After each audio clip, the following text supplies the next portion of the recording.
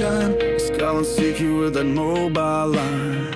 Eric's got his 891 and 8 test tight. He's chasing them parks from morning to night. We're calling CQ, come join the ride. From salty shores to mountain and highs. A Molly crew with a wire and drive, tossing antennas and trees to feel alive.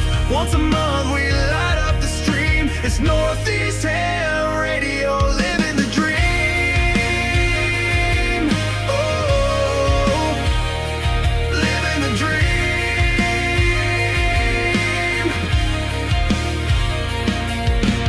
Izzle's in the woods with a stogie lit. Got his logbook down in a chair that fits. But toss him a chip with that barbecue tang. You'll get a rant in the Hamburglar fang. Matt builds them tough and tunes them clean. Reliance hits like a well-oiled machine. Toss a wire in a tree, no need to prepare. 5-9 signals floating through the air. We're calling CQ, come join the ride.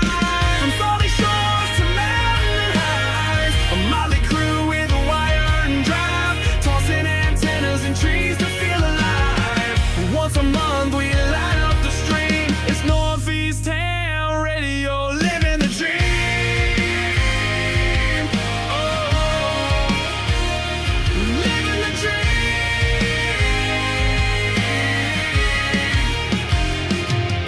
Salty walks got tales from the ocean tide, with the sailor's grin and that coastal pride. He wrote the book on waves and wire, a Rhode Island soul with a northern fire. If he's broke, Rob's the guy to call. He'll tear it down and rebuild it all with a scope, a smile, and zero fear. He's the reason half our rigs still cheer. The route rolls deep with a pack and a plan. Sky above, ground below, mic in hand. From jump zones to parks, he's living it loud. Still grumpy as hell, but making us proud. We ain't perfect and that's just fine. We miss a few calls and forget the time. It's happy hour when we go live. Mics get hot and so do the vibes. So if we slur a bit or lose our roles, just blame the beer in our RF souls. Marvin's got the badge and the winter plan. He'll brave the cold with a rig in hand. When the bands are rough and the tans are low, he's the ham radio guy putting on a show. From Rochester's Edge with a voice so clear, Mike's rocking AM on the modern gear. He's hitting the air with that VHF bite and logging port up till the stars say night. Stars blowing finals at field day again. Still a proud general, won't let it end. Talks baseball more than he checks his SWR. But he'll snag that contact from a mile too far. Just roll slow through the woods and mud. Mass plates on the FJ, tires chewing the crud. He'll find the path where the signals roam, where they come CQ from his overland home. We're calling CQ, the signal's wide. From the coast to the pines on the mountainside. We're band of hands with stories to share, tossing wire and trees, putting watts in the air.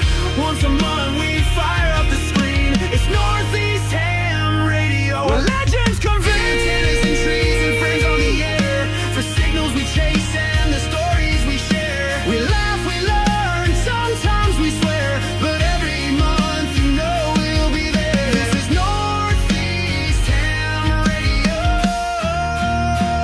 Pull up a chair.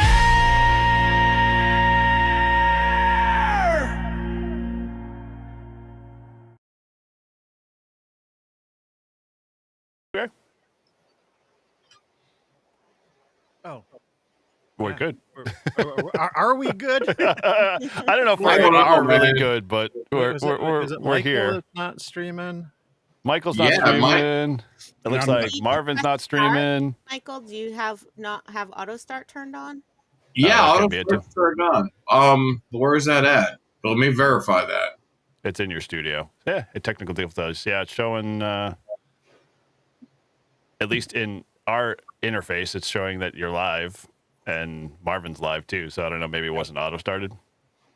Yeah, it must have not have kicked because Let me see. Channel.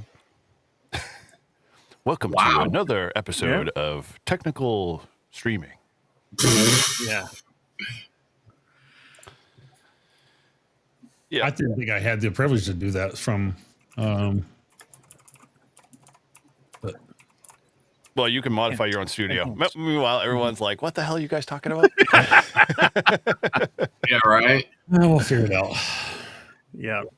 Well, let's get this started. My name's Mike. Welcome to the Hi, Mike. Northeast Ham Radio Happy Hour. We've been doing this monthly for, I got to look one of these days and see how long it's been, because it's actually probably been like Almost a going year? on maybe 2 no, it's More than that. maybe like, because I remember doing a Christmas one last year, and so it's a anyway. We are a bunch of hams from the Northeast, as the name implies. Keep it simple.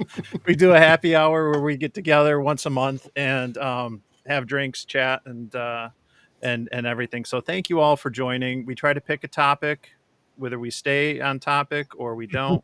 You never know. But with it being November, we went with Thanksgiving, or Thanksgiving thanks. Because of Thanksgiving. Why not? I'm already like I'm still on my first drink, but this is like 11.1%. So it's gonna go downhill in a hurry, folks. Yeah, but strap in. But no, thank you to everyone who's tuning in. It's simulcast. We are on at least 6 or 7 different channels, including CNN, MSNBC, Fox Sports. We are all over the place. We're on the Ocho too, right? Yeah. I almost positive we got the Ocho. Yep. No. So anyway, like I said, today's theme is going to be on giving thanks in ham radio, and there's a lot of different people, places, things that we want to talk about and share. But before we kind of get into that, let's kind of go around and see what everyone's ham radio week has been, what we've all been up to recently. And ladies first, let's go with Shannon. I was muted. I was not expecting it to be ladies See, I told first. you updated your video drivers, and that's what you get. Yeah. No, I really have not been up to much this ham radio week. I know it's been a few weeks since like Veterans Day. That was the last time that I went out. I went to Minuteman National Park over in Lexington, Concord. I put some flowers down at the grave of the British soldiers, as well as the monument for the American soldiers. Had a little Remembrance Day ceremony for myself and Miles. And then did a park activation from the car because it was cold. It was actually flurrying. And but I got 30 contacts, I think it was, in about an hour. So as far west as Oklahoma, as far east as France, and as far south as Dominican Republic, if I remember correctly. Nice. Wow. So That's impressive. that was pretty much all on 15 meters using the FT710 and the 17-foot whip on the mag mount on top of the car. So Wow. Nice. Very good. What about you, Michael? What have I been? I'm sorry. I just finally got this stupid thing to go live.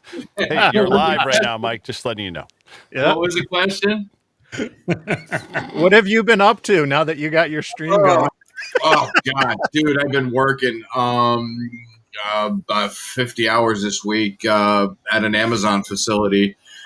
And I've got another one that was just canceled because they weren't ready, and it just work, man. If it's not raining too bad, I threw something in the Brew and Activate feed saying, "Hey, let's go do some POTA."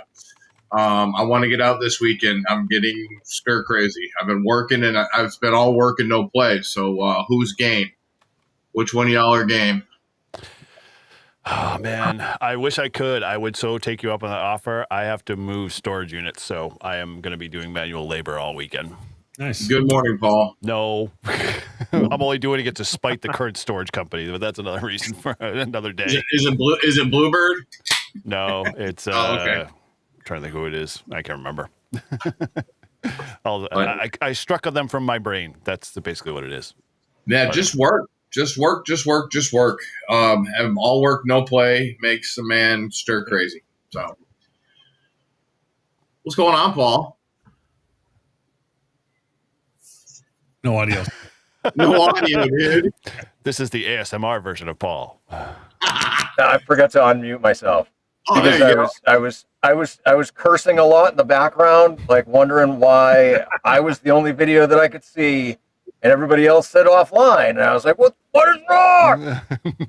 Turns out, yeah, apparently EVMux doesn't like VPNs. So Oh, There you go. Shannon called it. she did. yeah, We're not worthy. I speak from experience because my own VPN, gives me a headache most of the time. But like I said in Paul's chat, it's worth it to be able to watch UK TV. So well, but not only that, but like VPNs are really good for your own privacy and protection, and like it doesn't do any good if you have to disable it in order to do shit. This is true. Yep. It's a new version of transparency when it comes to YouTube streaming. Yeah, you ain't kidding. And by the way, my channel was set to auto start and it did not start. Marvin, did you get yours fixed? I haven't yet. but No. somebody said that you're streaming now. Chris Chris KD9YSW said that you're streaming now. So don't ask me. Yeah, I was like technical difficulties. This is. Hey.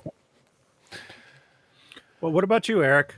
Oh, handling your well, weekend? I have a feeling I'm all in the same boat as everybody else. If I have to confess, because this is probably confessional, I have done very little when it comes to ham radio, except maybe being on local repeaters and, dreaming about doing a POTA or, I did, I guess we'll call this faux 10 meters today. I was on a repeater on the way up to another client visit. And I had our president and good friend Ralph on at his shack on 10 meters, yelling out on the repeater what frequency he was on because there was a bunch of other guys that wanted to see if they could hear the same stations. But I can't transmit while driving because it actually causes some electrical interference in my truck and I wouldn't want to veer off the road and crash. So I was just kind of spinning my dial on a untuned ATAS, trying to see if I could pick up the station at 85 miles an hour. So I guess that's a little ham radio. I don't know, if it qualifies as a really good ham radio, but at least it was ham radio. Living on the edge. I did pretty much, yeah. Dude. It is very, I have a tough time working, the wheel and staying focused on the road. I've got a HF radio, all-star in the second band, and that happened to be super active today. And then I've got the HF all loud, and I'm hearing, nothing because it's all just like noise. And I'm just like, okay, I'll just turn, one off. But yeah, that was about my ham radio week, I think. Yeah. Tortoise, thank you, brother. You're welcome. I told you it's pay week. Very cool. Yeah. I'm going through the channels. Give me a few minutes. Okay. I pushed the button to add it. It's like, do you want to add it to the screen? I'm like, sure. But I was like, now where's the button to remove it? Or does it just go away? It goes away. Learning live. Goes away. We're still learning. We're all new to this. Yeah. Well, congratulations to anyone in my chat who got a membership. And I do have a couple little quirky emotes that you might see. Maybe you need to refresh, but you'll see the $20 is $20 one. So Do you still have that membership level, $20? no, I don't. I deleted that. So, yeah. And now I'll tell the story. So when last month when I created, Oh, geez. Tim, thanks. When I started? Yep. No, thank you, Tim. And Tim's great. Let's And keep that train rolling. yeah, and I'll just give Tim's got N9 SDB's got fabulous antennas. I got the 40 and 80 meter off center fed dipoles. That really turned me on to the off center fed, which is an amazing overlooked multi-band antenna. And that 80 meter one I was just talking about last night. I love using that when we get into the winter months right now, and it gets dark at 3:00 and you're 80 and 40 are open up for late shift. It's great. But back to the membership thing. When I created the memberships, YouTube, it looked like you had to do 2 different tiers, and I just wanted to do like one tier for like $2.99 a month and just keep it simple. But I had to do a second tier, so I made one for $20, and I'm like, I'm just gonna call it $20 is $20, and I crossed my fingers, and when it got approved, I like was able to delete it. So if anyone watching is ever thinking about doing memberships or whatever, you do have to come up with 2 tiers, at least as of now, when you start doing that. But you can make changes. You're limited to so many, but yeah, that was it was funny though to have the $20 is $20, even if briefly. But then I was like, I want to get rid of this because like right now it's other than some emotes and early releases and stuff like that, like I said, I'm just getting started with this. I'm still figuring it out, man. But We all are. yes. Yeah. Now you got stuff going, Marvin. What are you up to, man? How's your week been? I think we skipped over you because you were getting the stream going. Oh, that's fine. It's one of those things where my truck is, so I had it taken to a shop on a Monday 3 weeks ago, and I had them put a rear light in the box because I had a tonneau cover on, and they mounted the light right over the fender. I mean, just right above the fender. I kid you not, right above the fender is where they mounted it. And so I mean, brand new truck, and I'm going. I just got it when they brought it back to me that afternoon because they pretty much had it all day, whatever. I just screamed, and I was just like, "You got to be kidding me!" So the next morning, I took it to them, and I have not seen the truck back since in 3 weeks. So I've got this all my brand new truck. I got my 2025 I got this year, and I've literally not had it for now almost a month. I have my ATAS antenna ready to install. I got all brand new cable to install, and I would have my HF rig up and working. I'd go do something, but I don't have a truck right now. I'm using a rental, so I haven't done anything in regards to ham radio. I did produce a video days coming out tomorrow morning early. I smoked 4 turkeys the other day for my wife's work, and I did a little. Of course, I got a little bit of barbecue I do on my channel, so I do have a little bit of that coming out. I've got another video coming out. That smoked turkey, let me tell you, boys and girls, that was awesome. So it was good. Everybody at her work just complimented me on it. It was so good and juicy. It was just. Is this the first time you did it? Oh no, I've done it several times. Okay. Yeah, I've done it before. I've used applewood when I've done. I just used an ultimate blend. I didn't really use anything. Your apple blend's always a great blend to use for sure. Yeah. But I just used an ultimate blend from RecTech, and that's what I used on this one. It wasn't bad. It had a good smoke ring to it and everything to it. It's very cool. The video's coming out tomorrow morning. I released it to patrons earlier today. But the other thing, I've got a video coming out on my. It's almost done. Is the one on my antenna tower from this summer, and my POTA activation in August. I did so.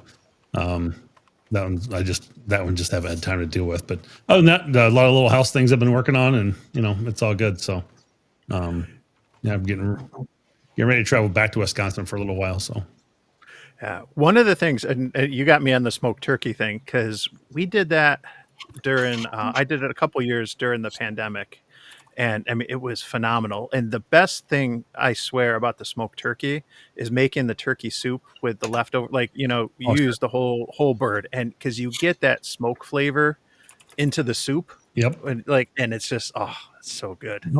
I gotta ask. So about this real quick for you. There's one. It's just a turkey breast. We don't do the whole turkey. I just do. Okay. And then the other part is that I just did another one. We got a men's group tomorrow morning for Bible study. So I've got another one. I just literally came off the smoker about 6:30. So I probably would have joined in a few minutes earlier, but I was getting off the smoker and getting things shut down. So go ahead with your question, Eric. I was going to say, are you doing full turkey, or it sounds like you said you were just doing a breast? I'm just doing breast, yeah. Are you, and Mike, if you do full turkey, you spatchcocking it or no? I did once, but no. After that, no. I just fan of spatchcocking. I've never done it, but I've seen it done a lot of times. I've watched a lot of videos on it. Here's why, and because I used to do the full bird as is, and I always had the problem, and I've got an upright smoker, and I always have had the problem where the white meat just becomes almost too done because it's trying to get the temperature up of the dark meat, Right. and it becomes with this battle, and or vice versa. You get the dark meat too dry, and then the white meat's just not enough done. And so I went to spatchcocking one year, and I'm like, dude, I'm never going back. Once I did that, I was like, this is way easier and way more tender. And Yeah, you if know, you like the dark meat part of it, we just don't ever eat it, so we just don't do it. But if you like dark meat, spatchcocking probably is a better way to go because you get more even heating across the board because your breasts are kind of in the middle and your legs and thighs are out on the side and get to where sometimes more of the heat is. So yeah, absolutely. So anybody, you guys smoke any of your macaroni and cheese at all? yes. Oh my God, that would be good. And okay, good stuff. here's one last question. What about smoking your green bean casserole? I have not. I've heard it's good though. I've heard it's good. I've not tried it. I'm tempting to do it next Thursday, maybe. So I'm debating whether I will or not. If my wife will let me, that's probably more the question. I have done sweet potatoes with marshmallows, and if I hear right, if you can get like whiskey, was it not whiskey infused marshmallows? What's the other? Is it bourbon infused? If you match that with the sweet potatoes, it's like to die for. It's like Really? candy. Yeah. Interesting. I've never tried that one. Have you guys seen where they cut the spine out of the turkey, flip it over, press it, and you can cook the turkey in like 3 hours? That's Is that what that is? Yeah. Okay. Yeah. Yep. Oh my God, I thought that was amazing. I actually was like, I might be tempted to do that this year.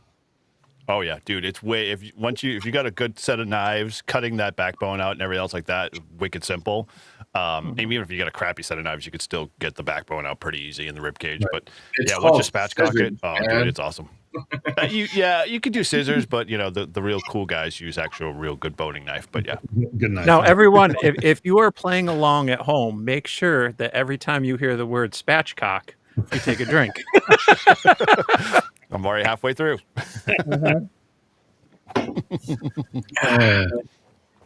Listen, that's my we already I could went say off the rails. something We're here, talking but about food. yeah. Overall, the starts. final thing is that hopefully the truck will be back on Monday. So since they put the holes in the bed, I'm making them fix it, and it's costing them a whole lot more to get this whole repair fixed because of their one little flub up than it would have been just to have the whole darn thing done. So installed. crazy. So it's probably cost them 3 times as much as the original cost. So yeah, so it is what it is. Well, they're not going to let that dude mount the lights again. No, they're not. That was the junior technician. He's been fired. I'm hoping he kind of was because it's like, that's costing them a lot of money, and I'm not happy about it, and I've told him so. So, Oh, that's. but, I'll play him radio once I get my truck back so I can go do something. So, I just shake my head.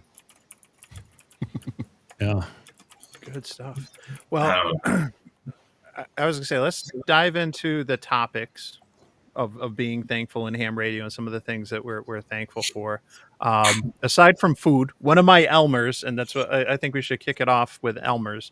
One of my Elmers, WB2K, always likes to say ham stands for having another meal.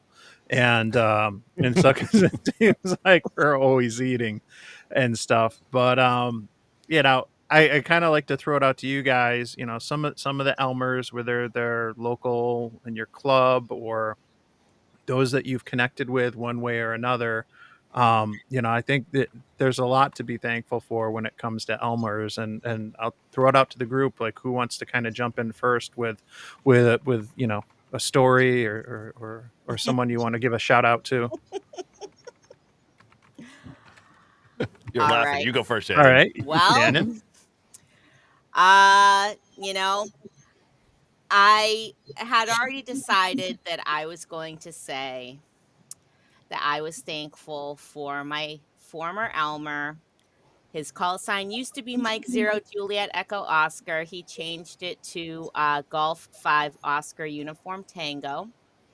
And some of you guys may know a little bit of the backstory with my Elmer and I won't go into that, but I will say, despite everything that happened between us, I am still thankful for him. I would not be the ham radio operator that I am today without him.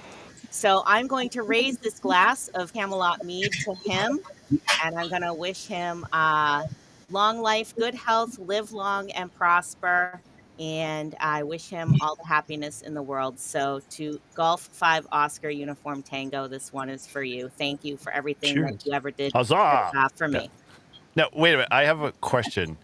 You said it's Golf 0 Oscar Uniform Tango. Gout is his call sign? No, it's Golf 5 Oscar 5. Uniform Tango. He wanted Golf 0 Oscar Uniform Tango, so he did want his call sign to spell gout, but Golf 0 Oscar Uniform Tango is still alive, so he had to go with Golf 5 Oscar Uniform Tango, but this one is for you, Robin. It's still gout. No, Golf 0 Uniform Tango is a net control on 80 meters coming up at 8 o'clock, I think. That's the net, you mean, that right? Yeah. The gout net. Awesome. Discuss What your about you? ailments. What about you, Eric? Oh, all right. Well, so I have to say, when you posed these questions, I was kind of thinking mentors. I have one. He's obviously Silent Key 2 as well. If I'm trying to remember, his call sign is Whiskey Alpha 1 Quebec Yankee Mexico. I think it was QYM. A big, tall guy, taller than me. So, almost 7 foot. Great guy. I knew him in, from Boy Scouts and stuff like that, where we'd go, on Boy Scout trips and stuff like that. And he'd always have his ham radio with him. So he kind of got me into the hobby at that point. And a bunch of other younger guys as well. And yeah, once I was in it, I joined the clubs, and he was always there to provide encouragement, get me going. And he was for me, I didn't know until I got to my 20s that he was really truly a great Elmer. And, he was always, encouraging me doing stuff and just really moving me forward in the hobby. And so when I stepped away for, 20 years to raise a family and stuff like that, and I got back in, I didn't stay in touch with him, and so he ended up passing, and I never got a chance to really kind of go back to say that, hey, thanks for doing all you did. But I know he knew, he definitely did some amazing things in my life. So yeah, he was one of the cool guys that I remember, very much loved ham radio and did a lot of stuff and just showed me a lot too. Nice. Marvin. I had a lot of Elmers, but I had it was when I moved to Tennessee in 2017. We just, the group of guys there was pretty close knit type group of guys that really made a difference in me getting my licenses upgraded, getting a tower up for the first time, and learning some of that stuff amongst other things. And then we just really, had all these group projects we ended up doing, and it was kind of a totality of different people. It has never been just per se one person that has really, been a mentor for me. But we there's a couple of guys that I still talk with regularly, and we bounce things back and forth off each other quite a bit, which is kind of nice. So it's always nice to have that in your back pocket too. But I've got one guy that's really been really helpful up here in the Northeast area for me, and we've done a lot of RF type of testing, and being part of the RF detection team with the ARRL. And so it's been cool to be able to learn from him and see a lot of his tools and things that he's had, and be able to learn and utilize some of them to help detect those RF signals that are out there in your shack, whatever those might be. And that's been really helpful overall. So very grateful for those guys to be around. But like I said, never been really one particular person, but a group of people overall. Cool. Well, I still don't have a ham shack, but when I do get one, I might hit you One up day for- you'll grow up. I'll be a real boy. Oh no! Absolutely. Yeah. Yeah, let's not go there. What about you, Paul? Well, I wish I had an Elmer.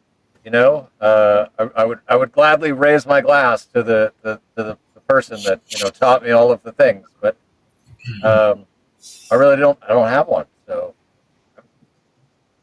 Yeah, but you know what? I'm going to give you your flowers, well, you can still smell them, as the saying goes. Because what you're doing too is, the Elmer, it's not always about being, in my opinion, being the expert so much as sometimes it's just, having people there. And, you've got a great live stream that Weekend Warriors that you do. And I know that some of that's outside, falls outside of the ham radio community, but there's a blend, you have hams, you have non-hams and stuff. And I think, having that sense of community and togetherness and being there for each other, I think that's an important part of being an Elmer in this community. And encouraging others, being there to support others. You don't have to be the expert, because I don't think any of us have the answers to everything. And sometimes it's actually refreshing when you find a ham that says, I don't know. Right? In comparison to it depends. Yeah. Well, I mean, I guess in that instance, then, right? So, like, I would be the Weekend Warriors Elmer, right? Because like I started that, like that's my group therapy on the interwebs, and I believe that everybody that's included is a ham. Whose phone is that? I don't know who's making noises there. But then so to reflect back on who my Elmer would be, then it would be all of YouTube.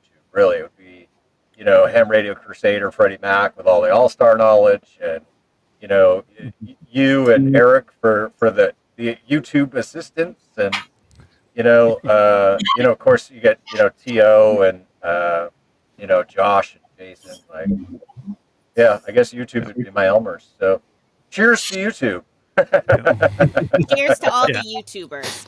And that's Aw. one of the things I kind of wanted to get into next, outside of like the club Elmer. So it's a good segue. But before we do that, I just want to point out, and I think we had it up on the screen. Where was it? What Danny said. So Larry, W2LB, Larry was local here. I knew him. You'd seen Larry appear in a couple of my Hamfest videos and stuff. I think that the last one I did for the my club's Hamfest, you just see Larry walk by and he's like, "Hey, Mike," and I was like, "Hey, Larry." And Larry was just a great guy. He's a silent key now. He just passed recently, but he was one of those hams that was always at events and always willing to go help people out. And like I was saying earlier, sometimes it's just being there for others in the ham community and stuff. So I'll raise a glass Yep. to Larry. Raise a glass to Larry and all yeah. the hams who have gone silent key Yes. over this year. Yes. Mm-hmm. Amen to that. Gonna need a There refill. have been too many. Keep cheering. But Grouch kind of set us up for the YouTube being an Elmer, and I've definitely felt that way. Being is I like to say the pandemic ham, getting licensed during COVID and stuff, where a lot of things were online. You weren't interacting with people. I had a license for months before I got to see other amateur radio gear in person and meet other hams in person. YouTube's definitely been influential. And I know Grouch was just talking about some of the folks there, but what about you, Marvin? Who's been influential to you when it comes to the ham tube? It's come from a couple different layers. One is, I've always watched a lot of Mike K MRD. I mean, just the guy with a basic level of knowledge that he puts out there for people, and he doesn't know it all. And he's always been very key for getting those early starters, and going. I think he's great for that. And then, just grateful for actually A4WX Ham Shack TV. I'm that's a weekly episode. I'm with him now, and utilizing him, and that's always been pretty handy to have him there and using a little bit of his knowledge from he's a video broadcaster, an audio broadcaster by trade now, and so having a little bit of help from him, and actually Eric's been very helpful in some of my stuff too. So Thank you, Marvin. You've been helpful in a lot of these things, and I just I think Hillbilly Ham put it best last night, and he kind of stole it from me, but because we talked about it just prior to the show, but is, you know what, the camaraderie that, you know, I'm living up here in the Northeast. I really didn't have a lot of people I knew, and I mean, the average age of our ham clubs, we know what they are, and I don't have to mention that. So there's not a lot of younger guys in the Massachusetts area here that I know that's, you know, nearby, that, you know, I can really associate with. So having the camaraderie on this channel, and then being with, you know, Josh on Thursday nights, is just been awesome to be a part of that, and I am very grateful for that across the board. And again, I think, like you said earlier, we've been doing this about a year and a half, and it's just, my wife knows this is kind of my social time. It's the people I get to hang out with, and you guys become friends, and that means a lot, and I really appreciate that. And it's always kind of a nice morale booster along the times sometimes as well. 100%. Eric, you look like you're about to jump right in with something. So, you know, I'm just coming off of my high from Brew and Activate, so I'm just trying to kind of mellow out here, and I haven't cracked Elijah Craig yet, so that's coming soon.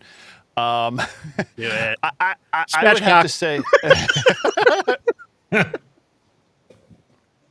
All right, back to where I was.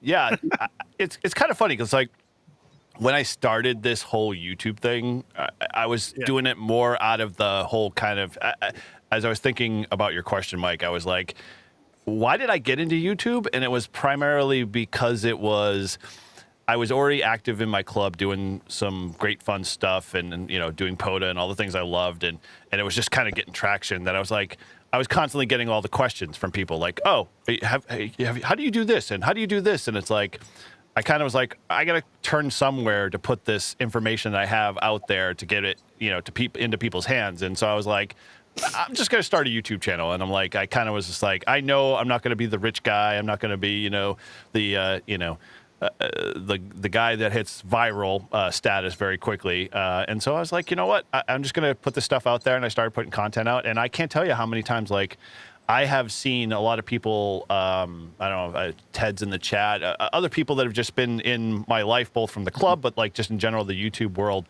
have just reached out, and like, we've become really good friends, and, you know, they've, you know, relied on me for assistance and help. And, you know, it's humbling and rewarding at the same time, to see all that stuff. And it makes it even harder, I guess, now, because it's like, I want to keep doing the content and keep it going. But God, my life, you know, if I could figure out how to get rid of my job and still make money, then heck, you'd get me 24/7 full-time YouTuber. But it's just not in the cards right now. And so I feel bad because I can't put all the stuff that I've had people and listeners go, hey, can you do this? And, you know, I'm like, yeah, sure. And I'll put it all together. And I start the process, and it's like, then life gets in the way. And so from a mentoring standpoint of all you guys, this is my, I guess, my social circle for you guys. It's really cool to know that about a year and a half ago, there was very little for Northeast ham radio kind of content in general. And I was like, we're missing this. This is, I long for what the guys in the, you know, California and Texas all had, because they were all hanging out and they were all like having fun, and they were doing social hours and cigar and happy hours. And I was like, I want to go do that. And so I think I reached out to Mike and talked to Grouch, and, you know, we were all kind of doing stuff, you know, in our own little silos. And then we're just like, yeah, sure, dude, let's do this. And, you know, we just didn't really have a format. And, you know, we just all knew we shared the same common thing, which was ham radio. And it was, you know, a fun thing to talk about. And we know there were other channels that weren't talking about ham radio, but they were ham radio centric a lot. And so we were like, yeah, we'll just kind of blend it all together. And so, you know, I'm happy to have you guys, and I'm always excited when we bring on new people and they stick. Thank you, Shannon. So, you know, it's a good thing to see that we don't irritate people and drive them away. And so, yeah, I guess that would be where I would thankful in the YouTube world. Yeah, no, I thought it was great. And you know what Eric said, you know, I remember getting we had a phone call. We chatted. I can't remember if you reached out to me by email or Discord or whatever, exchanged numbers, and we chatted. And just like you said, you're like, you know, there's a decent amount of us up here, but and there's some new content creators in the Northeast, but we're just, you know, kind of doing our own thing, and we're not getting a lot of exposure. like work together, and I appreciated that outreach so much, and was excited about kind of what was going. I'd only had my channel. I was probably within the first year or so, Mm. and and stuff. But no, I appreciate that a lot. And since I'm blathering now, I gotta mention this story. So I think I saw in my chat that Kyle AA0Z got a gifted membership. And I could tell a story about him. And he maybe hasn't heard the side of it.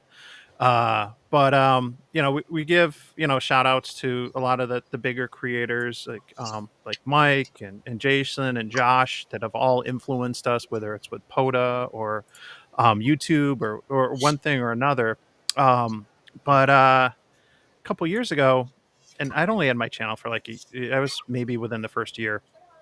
I saw in Discord that Dennis, uh 86 DM, was doing a Denko battery kit, Mm-hmm. and Kyle was going to host a live stream build of the battery kit. And now I didn't know that there was a live stream involved. I just kind of caught the post in Discord, and it was like, hey, a couple, pre-release kits are available, this price, whatever. And I was like, okay, cool, I'll take one. Yeah. And Kyle reached out and sent me a message like, there's one left. Do you want it? I was like, sure, I'll take it. Paid, got it. And all of a sudden, a day or two later, I get like this group message, and I'm on with him and Jason and a whole bunch of others, and they're talking about the live stream. And I kind of was like, wait, you mean we're building this live? I thought I was just getting the kit in pre-release, and I was like, I'll get to it when I get to it. Surprise. And I'm like, holy shit, I've never done anything like this. I've never built a battery. I barely built an antenna at that point. I'm a new creator. I've popped on live streams as a guest, but I've never I done anything. And it kind of sent a message to Kyle. I was like, I don't know, man. I wasn't expecting this. What he was like, what, you're gonna back out? What? Come on, and he's like, do you have you got an overhead camera? That's all you need, an OBS. And I was like, I'll figure it out, and he kind of, and sometimes Elmer's too push you. And that's what he pushed me. He pushed, and that's one of the things I've always appreciated about ham radio, especially not being an engineer, being in IT or the fire service or any of that, is like ham radio pushes me out of my comfort zone to do things and go places I normally wouldn't do. And that's something that I think good Elmers can do, is they can help you, do something you normally wouldn't do that you don't think you're capable of. They can kind of give you that extra nudge. And sometimes that's all we need, is that little bit of nudge, and someone that believes in you or is willing to give you an opportunity or a shot. And sure enough, I figured it out. I learned OBS in like a week or so. I got everything set up. I had the fire extinguisher ready. And I built a dang LifePo battery live. You want to talk about pressure, being on a live stream with these guys. Built it, and the thing works, and I use it almost every week with my 705. I use that Denko that I built, which is so cool. And so shout out to Kyle. And I know that Chris was commenting earlier about meeting a lot of the YouTubers, and pretty much everyone except for Marvin. I don't know how he missed you at Hamvention, Marvin, because you were there briefly, but yeah. Kyle's done a lot with planning the happy hour, some of this other stuff. So shout out to Kyle. He does a lot of stuff behind the scenes, and I appreciated that opportunity and that nudge. I certainly needed that. And that's something I'm very, very thankful for. All right, who wants to follow that? I know, talk about somber moment there. Holy moly. So if we're talking about our favorite ham radio YouTubers, obviously I have to say, all you guys, the Live Free and Ham guys that, really took me and Miles under your wings at the 24-hour POTA. I know I had been on the show previously and nobody remembered me. And I remembered. I booked you. Cannon showing up at our 24-hour POTA. But you guys have made me feel completely welcome. And, that kind of leads into all the community and the camaraderie of ham radio that I think a lot of ham radio people, they don't really understand that it's more than just a hobby, right? Because it's a hobby of community and communication and connection. So, it's like you really meet people in the hobby and they become your hamily. People laugh at me that I made up this hamily word, but that's really how I feel. So not just the Live Free and Ham community, but also I would be remiss if I didn't mention the ham radio crash course community, which is sort of the first ham radio community that I had encountered on YouTube and then on Discord. So, those are kind of like my two big families and communities. So everyone from those two places, I raise my glass to you, the community and the camaraderie of ham radio.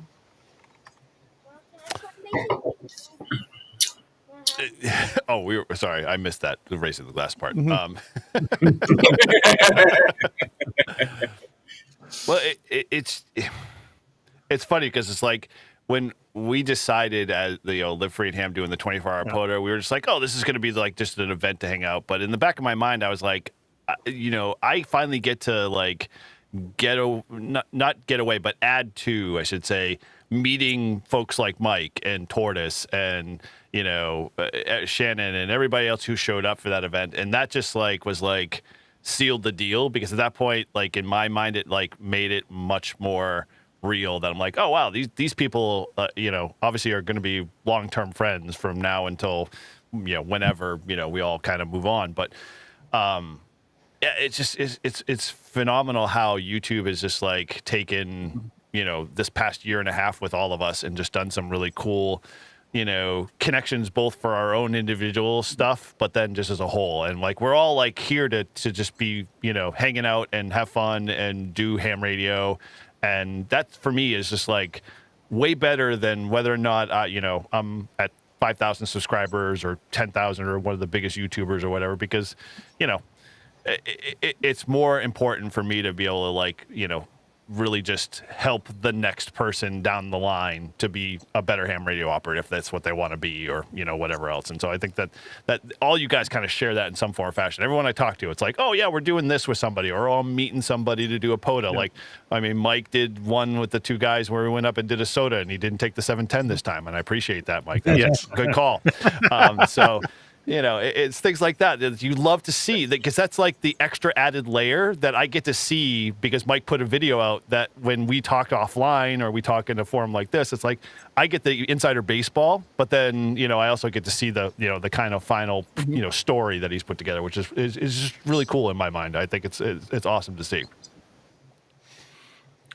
Yeah, and I think, and we could go off on a whole tangent, I think, about Isn't that what we're here for? Clubs for clubs in real life versus clubs and communities online and everything, and I think a lot of us probably are Gen Xers, where we know life before the internet, we know life after, we remember long distance. God, I probably still have a phone card laying around somewhere or whatever for long distance, if you remember those. Right. So we've kind of been through quite a bit and everything. And I think, there's an argument to be made for both. There's benefits for both. I think sometimes we get caught up in ham radio. It's like, it's black and white. It's one or the other. Just because someone's doing FT8, people are going to hate on FT8 because then they feel like, oh, that's somebody that's not doing CW, or someone that's not doing SSB. And, and I forget who did it, that someone likened it. They gave a real good, I think it was on Twitter or X or Twix or whatever we're calling it now, on a thread. It had kind of commented and made a good analogy. It's like, your favorite bar, and if someone stops going, then you think that all of a sudden, it's going to die, and it's going to be a dive. And that's how it can be with certain modes or bands and everything else. And it's there's so much in ham radio to do and experience and everything else. And I think YouTube's been really good. I think it's been, I've made so many connections and had so much fun. I've learned so much as a result of it, and I think that's definitely a good thing. Well, Place where everybody knows your call sign. Yeah. But here's the sidebars. Like, I have to say that, like, I don't think I ever would have looked into skydiving whatsoever if we didn't like all kind of hang out with Grouch and like go through that whole experience at the same time. And now, guess what? Like, I've already committed myself, and it's, you know, in stone. In 2 years, I'm jumping with Grouch once he finally gets to that point. Nice chest shot there, Mike. Wow. So you know that's kind of like that's what caught my eye. Sorry. There's too much. So I head down. I was like typing, and I was like, "What did I do? What did I do?" Tortoise. It's always tortoise, Mike. Is it Come on, cold just know in here? that. That's where I was going next. So, so yeah, I mean, it's like those whole experiences have just been like that much cooler. But at the same time, I don't know about you guys. Have you ever experienced like that that second layer, what I'll call the second layer effect? Like, because you're so involved in like other YouTubers and ham radios, people's lives, that when you're doing other things, the other people come with you. Like, I've had family and friends have an interest or express more of an interest. Like, what's really going on over there? Like, not in a cult way, but like, you know, that's a really cool kind of like, you know, I didn't know your buddy does a skydiving thing. Does he do it with radio kind of thing? And, you know, it's really just cool to have those other avenues and other facets kind of open up and just, you know, make the whole experience that much cooler. Well, that's how my son got interested. He saw me. You know, it's like the commercials where he grew up with his kids. I learned it from watching you, Dad. You. You know, flashback to that. That's funny. Well, I got my and today, I'll throw it out there. Today's my anniversary. 5 years ago, I passed my tech. 5 years ago today. You're extra. You're technician or extra? Technician. Oh. 5 years ago today, I passed it.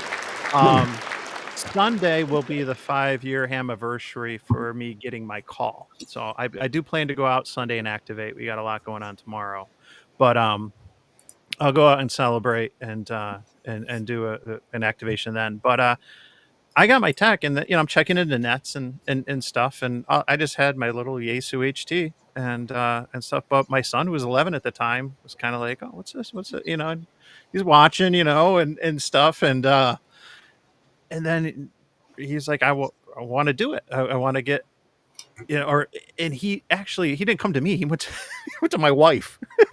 My wife comes to me.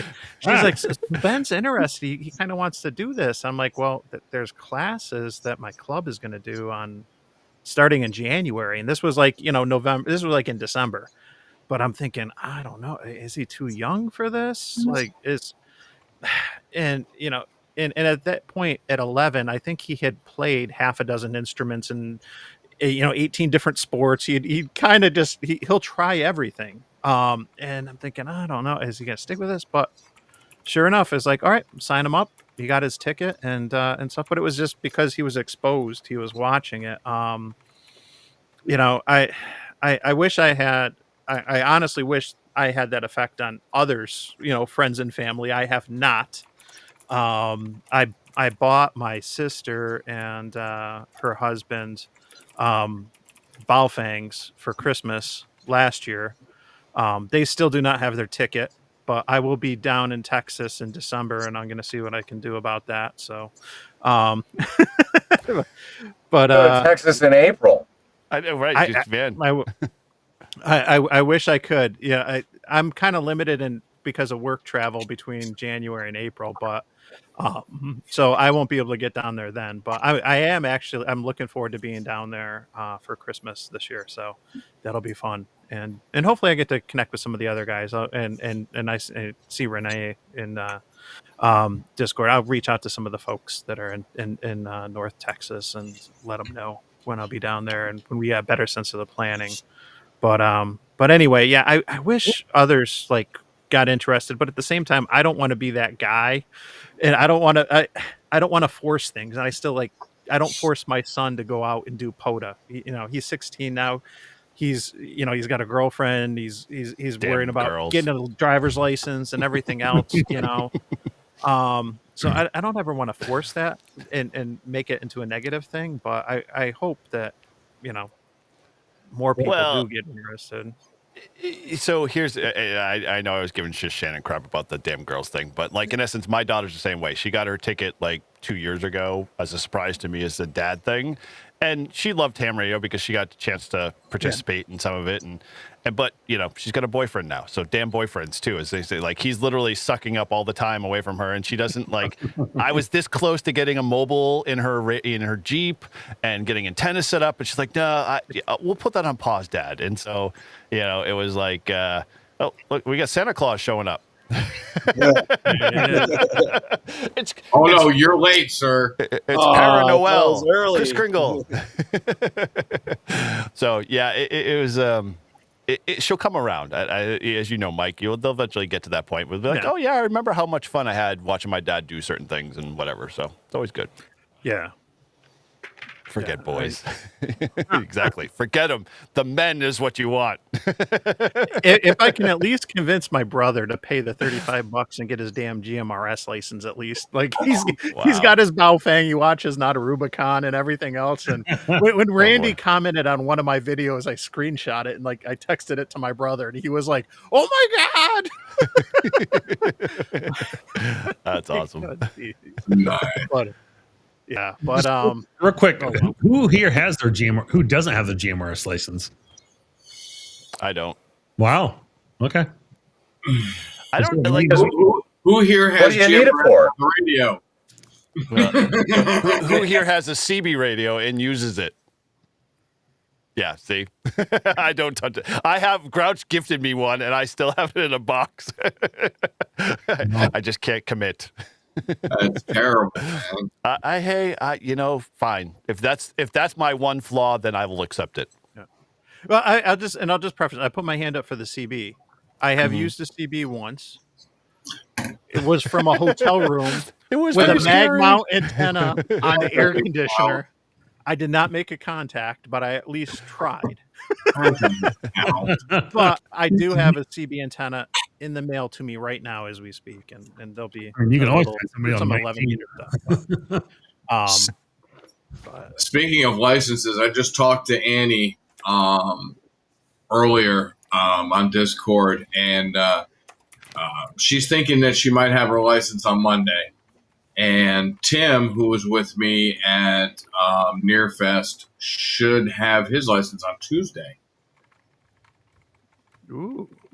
Oh, that's cool, dude. There's 2 more. Dude, there are a lot of super excited folks. Like, I mean, like I can't tell you how. Like, maybe if you've seen this pattern, it's like you've seen when we didn't have the whole, government shutdown and FCC closing and stuff like that. It always took a lot of new technicians a long time to kind of ramp up and start talking on repeaters and stuff like that. Now that we've had like a whole entire month where they've been like chewing at the bit to try to get their ticket, they finally get it. And like I've literally talked to 3 brand new hams today alone on repeaters, and like that you could hear their shaky voice. It's almost comical to hear, but at the same time, it's like I got to answer this guy, blah blah blah, KC something, and it's like, and then like there's a little shaky pause in their voice, and then they drop, and then you're like, I got to answer this guy back and talk to him at least, have a conversation. It's going to be kind of like the baby boomer for ham radio. Yeah, exactly. Yeah. Yeah. So, if you've gotten your new ticket, hey, let us know in the chat. It'd be really cool because I'm curious to see how many people are out there and, waiting for their tickets or going to get their tickets or maybe upgraded. Yeah, and you can get your GMRS ticket now. I mean, they're open. They're operators are standing by. It's not very hard to get your GMRS. As soon as it went from 70 to 35, I'm like, I'm in. All right. And by the way, we don't have to go down there, but just out of curiosity, Eric and Paul, did you get the win link I sent you? I did. I didn't read it though. Okay, But- okay. but It's so- related to this spot. All right. Sell me on this GMRS license. Why do I need it? Yeah, Because please. GMRS, you don't need a license. Like, why do I need to spend an extra $35 for a license that I don't need to use? Because it gives you the opportunity to be able It's to have 20 other family hours. members that don't have a ham radio license to be able to communicate with them if you want in times of emergency, whatever that might be. And then it's just another mode, another operation, another thing in your tool belt that gives you an opportunity to talk on another frequency above and beyond. Mike, do you have anything else beyond those 2 things? I think for me, family is the biggest thing. I'd But been isn't approached. GMRS just like FRS, where you can just buy the blister pack radio and it's channelized and like It's you don't need a channelized, but there's license? more power and repeaters. So Right. you can go up Oh, to 50 so watts. your license gives you the ability to use more power? That's freaking stupid. I hate to tell you, Paul, but that is like how most Sounds like other an 80-meter countries, ramp. that's how most other countries operate is, your license class gives you access Japan to is more like that. power. More power. And All right, but we live in the United States of America where freedom is wishy-washy these days. But I mean, Come on, man. I don't need a GMRS license to use my GMRS radio. Like, You do. but no, I don't. so and also, so yes, as somebody said, Prep Ham Paul said the entire family can use one license. So once Yeah. you have your GMRS license, it Right. gives you access to every member in your family has access to that. I guess I just don't get it. Like, I mean, I bought everybody in the family GMRS radios a few years back. They're all Motorola radios. They're all channelized. They're all a max of maybe 2 watts. Like, I mean, but what difference does a license make? You can't take that radio and increase the power magically. They're Are probably those FRS ones, or those might be FRS. No, they're GMRS. They are? I verified the frequency. Yeah. How many channels do you have? I have 40, I think. Okay. There's like Yeah. 20.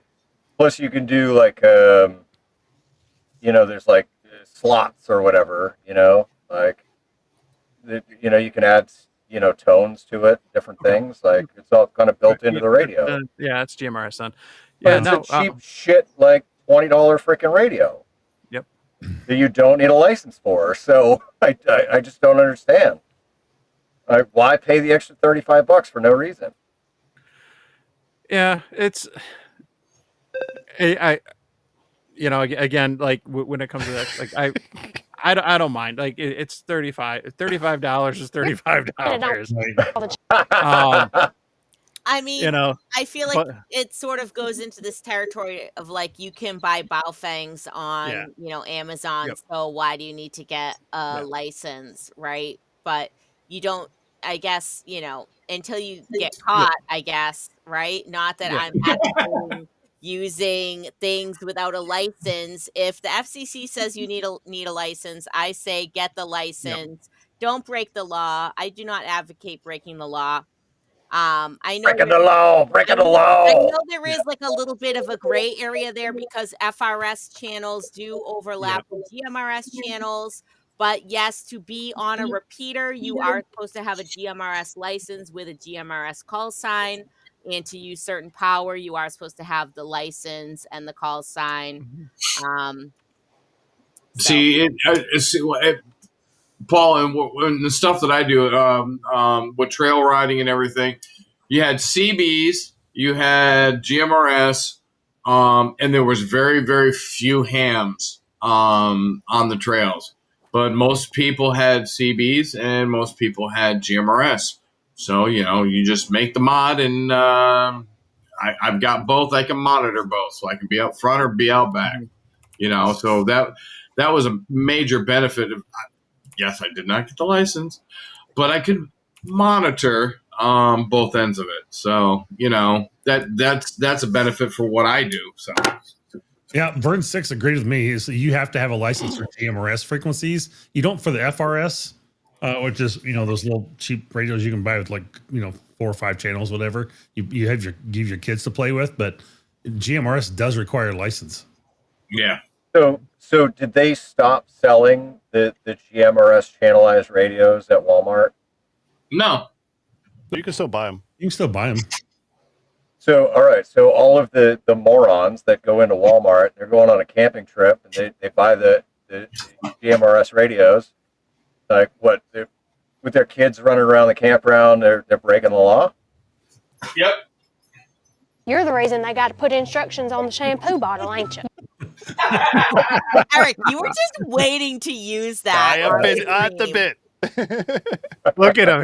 Look how ready he is. He's like, Well, that's the Elijah Craig, but yeah. Irish tan, my man. Oh, All right. I'm Yeah, sorry, I Polish, German. I appreciate the You see my conversation legs. because I didn't understand How did we why. get so far off the rails? Remember when we were talking about what we were thankful for? Yeah, we're not thankful any longer. And the GMRS came up, and it was just like, I'm thankful for the FCC and their rules. All right, let's just put a rest. This is to rest.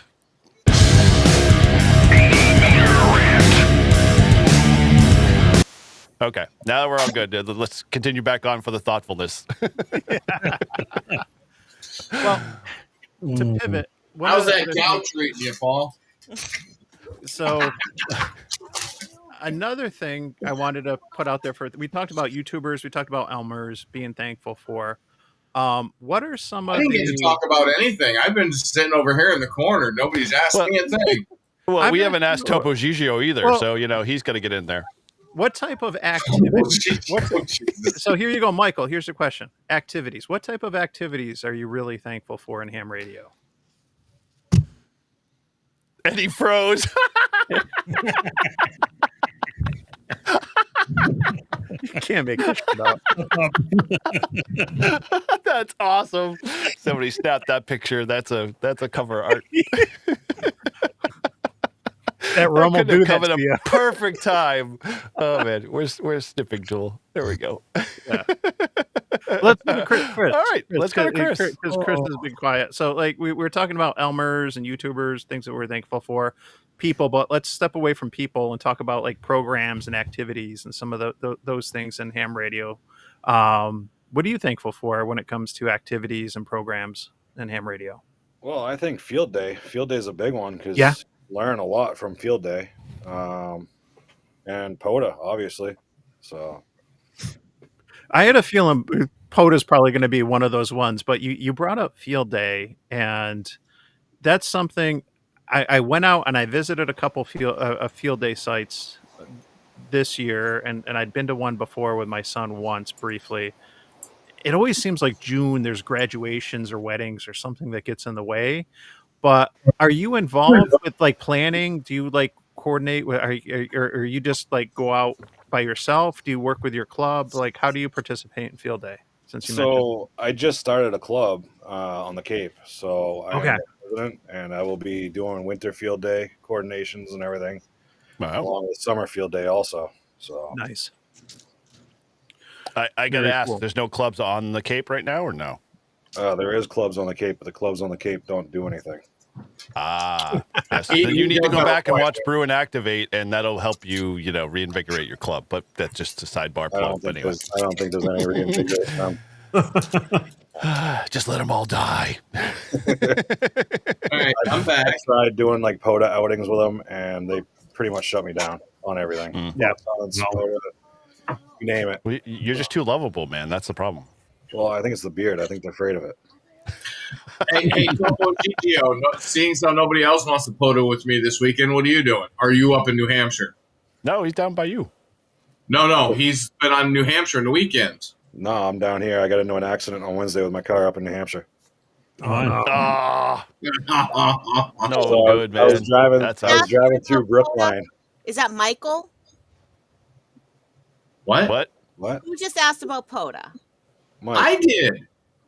Okay, so where Wow, are you did not hear a thing I said at the very when we were in the backstage and before, because I said I wanted to do some POTA. Eric's like, I've got stuff to do. Everybody's out of reach, and you obviously were floating on the. yet? Okay. Boy, you are dumber than a sack of hammers. God bless. Michael, you froze again. You're Where frozen. are you? No, I didn't. You're frozen. No, I didn't. Are you Damn, no, I didn't. Poor Chris. He's been cut off. Put a pin in Michael's POTA comment. Hats off to Chris though for recognizing like the clubs aren't meeting my needs and the needs of some others, I'm going to start my own thing. And then you're taking the bulls by the horn or whatever the cliche is, and getting something started and actually doing something. Grabbing the cock by the balls. Yeah. get busy living or get busy dying, as they say, right? Yeah. The thing is down here we have some repeaters that they're owned by people, but they are not maintained by them. So that's part of the club's idea, is to raise money to fix the repeaters that need repairs. So, That's cool. Oh. That is a touchy subject. I don't understand why, but yeah. Especially in New England. It's like Frozen Chosen's kind of like, ham radio spin. It's like every repeater's like, don't touch the repeater. Don't even look at it. But, keep using it. It's dying. Let it go. But don't touch it. Well, it's the local club here. And I'll throw it out there. The Sturdy Memorial Hospital, W1SMH. Mm-hmm. I've been approached 3 or 4 times to, hey, can you come up and PM the repeater for us? We'll pay you. I said, dude, I don't want to be paid for PMing a ham repeater. And still, nobody has gotten a hold of me to go up and PM this repeater.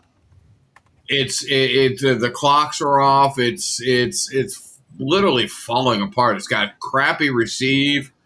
So I'm like, yeah, we need to get in there. And I've offered it, and they said, oh yeah, we'll get you up there. And it's been a couple months now. Like you said, Eric, it's New England. They just don't. They put it up and kind of forget about it. Well, you've checked the box is basically what it boils down to. Move on. Yeah. Moving on. I have a clarification. Did you say P on the repeater or did you say PM the repeater? PM the repeater. Okay. I thought I heard PM, but then I heard P and I was like, was this a new thing with you radio guys that you do? Wow. Sorry. I just got a clarification, man. I opened my mouth saying, hey, nobody's asked me any questions, and I just get dumped on. That's fun, dude. But we love you. We appreciate you, man. It's good. All good. Mm-hmm. This is the circle of trust. To say about you, Eric, but I'm done.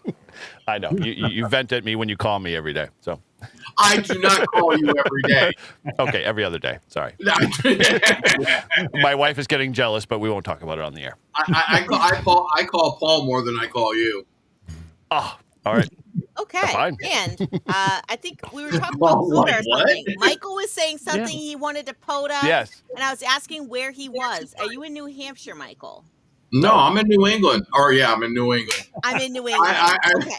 New I am Hampshire in is part Southern of Mass. New England. I'm in Southern Mass. Southern Mass. Okay. Mm-hmm. So where are you thinking about? That means I have to, if I was to meet up with you, I'd have to go to Boston. Ugh. No, You're in Boston.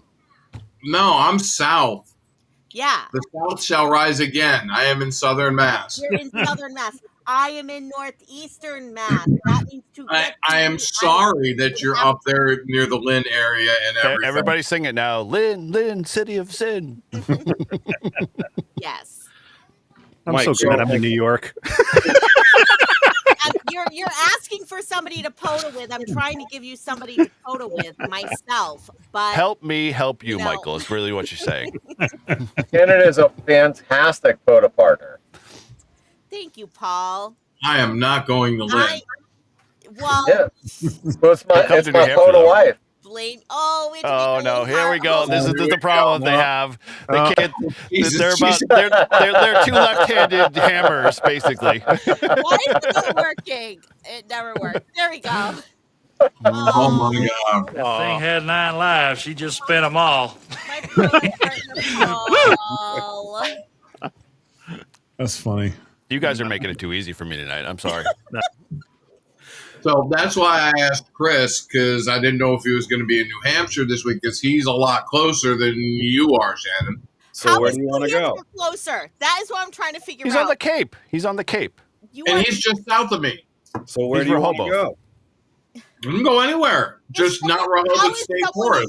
Or New Hampshire. Closer to you than, how is someone in New Hampshire closer to you? That is what I'm trying to figure out. He's not in New Hampshire. Oh my God. I live on the Cape, but I go to New Hampshire every weekend to see my grandmother. Yeah. Oh, okay. So But that's why I was asking him Now if he was I'm in picking New up what you Hampshire. put down. Oh my decided to god! live here in It's a Brookline, miracle. Right over the heads. Mm-hmm. Mike, just text me. All right. Mission failed. We'll get them next time. Yes. Elijah Craig's empty. I need another bottle. I'll be back. Chris, are you up for POTA this weekend? I am. Okay. All I need to know, I'll give you a call. Yep, call me. I'm working till noon tomorrow. You're working till noon? Yep. Okay. So Shannon, Marvin, you come down to the Cape. Sorry. Go ahead. yeah, you get this shit back on track. Marvin, we're talking about programs and activities. You cannot talk about Winter Field Day. I know, right? Anything but. So outside of Winter Field Day and like, what are some of the things that you're thankful for as far as programs and activities? And stuff I will. I'm going to just make a very brief moment about Winterfield Day. Is I am thankful. I just No, I have to say it because it was handed to me in 2022, and it was a good program then, but I think it's becoming even a greater program now. I will admit that we have some faults in Winter Field Day still scoring, but Winter Field Day has done more for JS8 call than any other activity. and Yes, where points don't matter. No way. To add different challenges and getting people out there to do more during Winter Field Day, and really pushing that MCOM type of stuff. So I'm very grateful to be able to do that. I love being able to push that, and it's being just that's kind of my giving back to the ham radio community, and hopefully giving people opportunity and challenges and things to think about.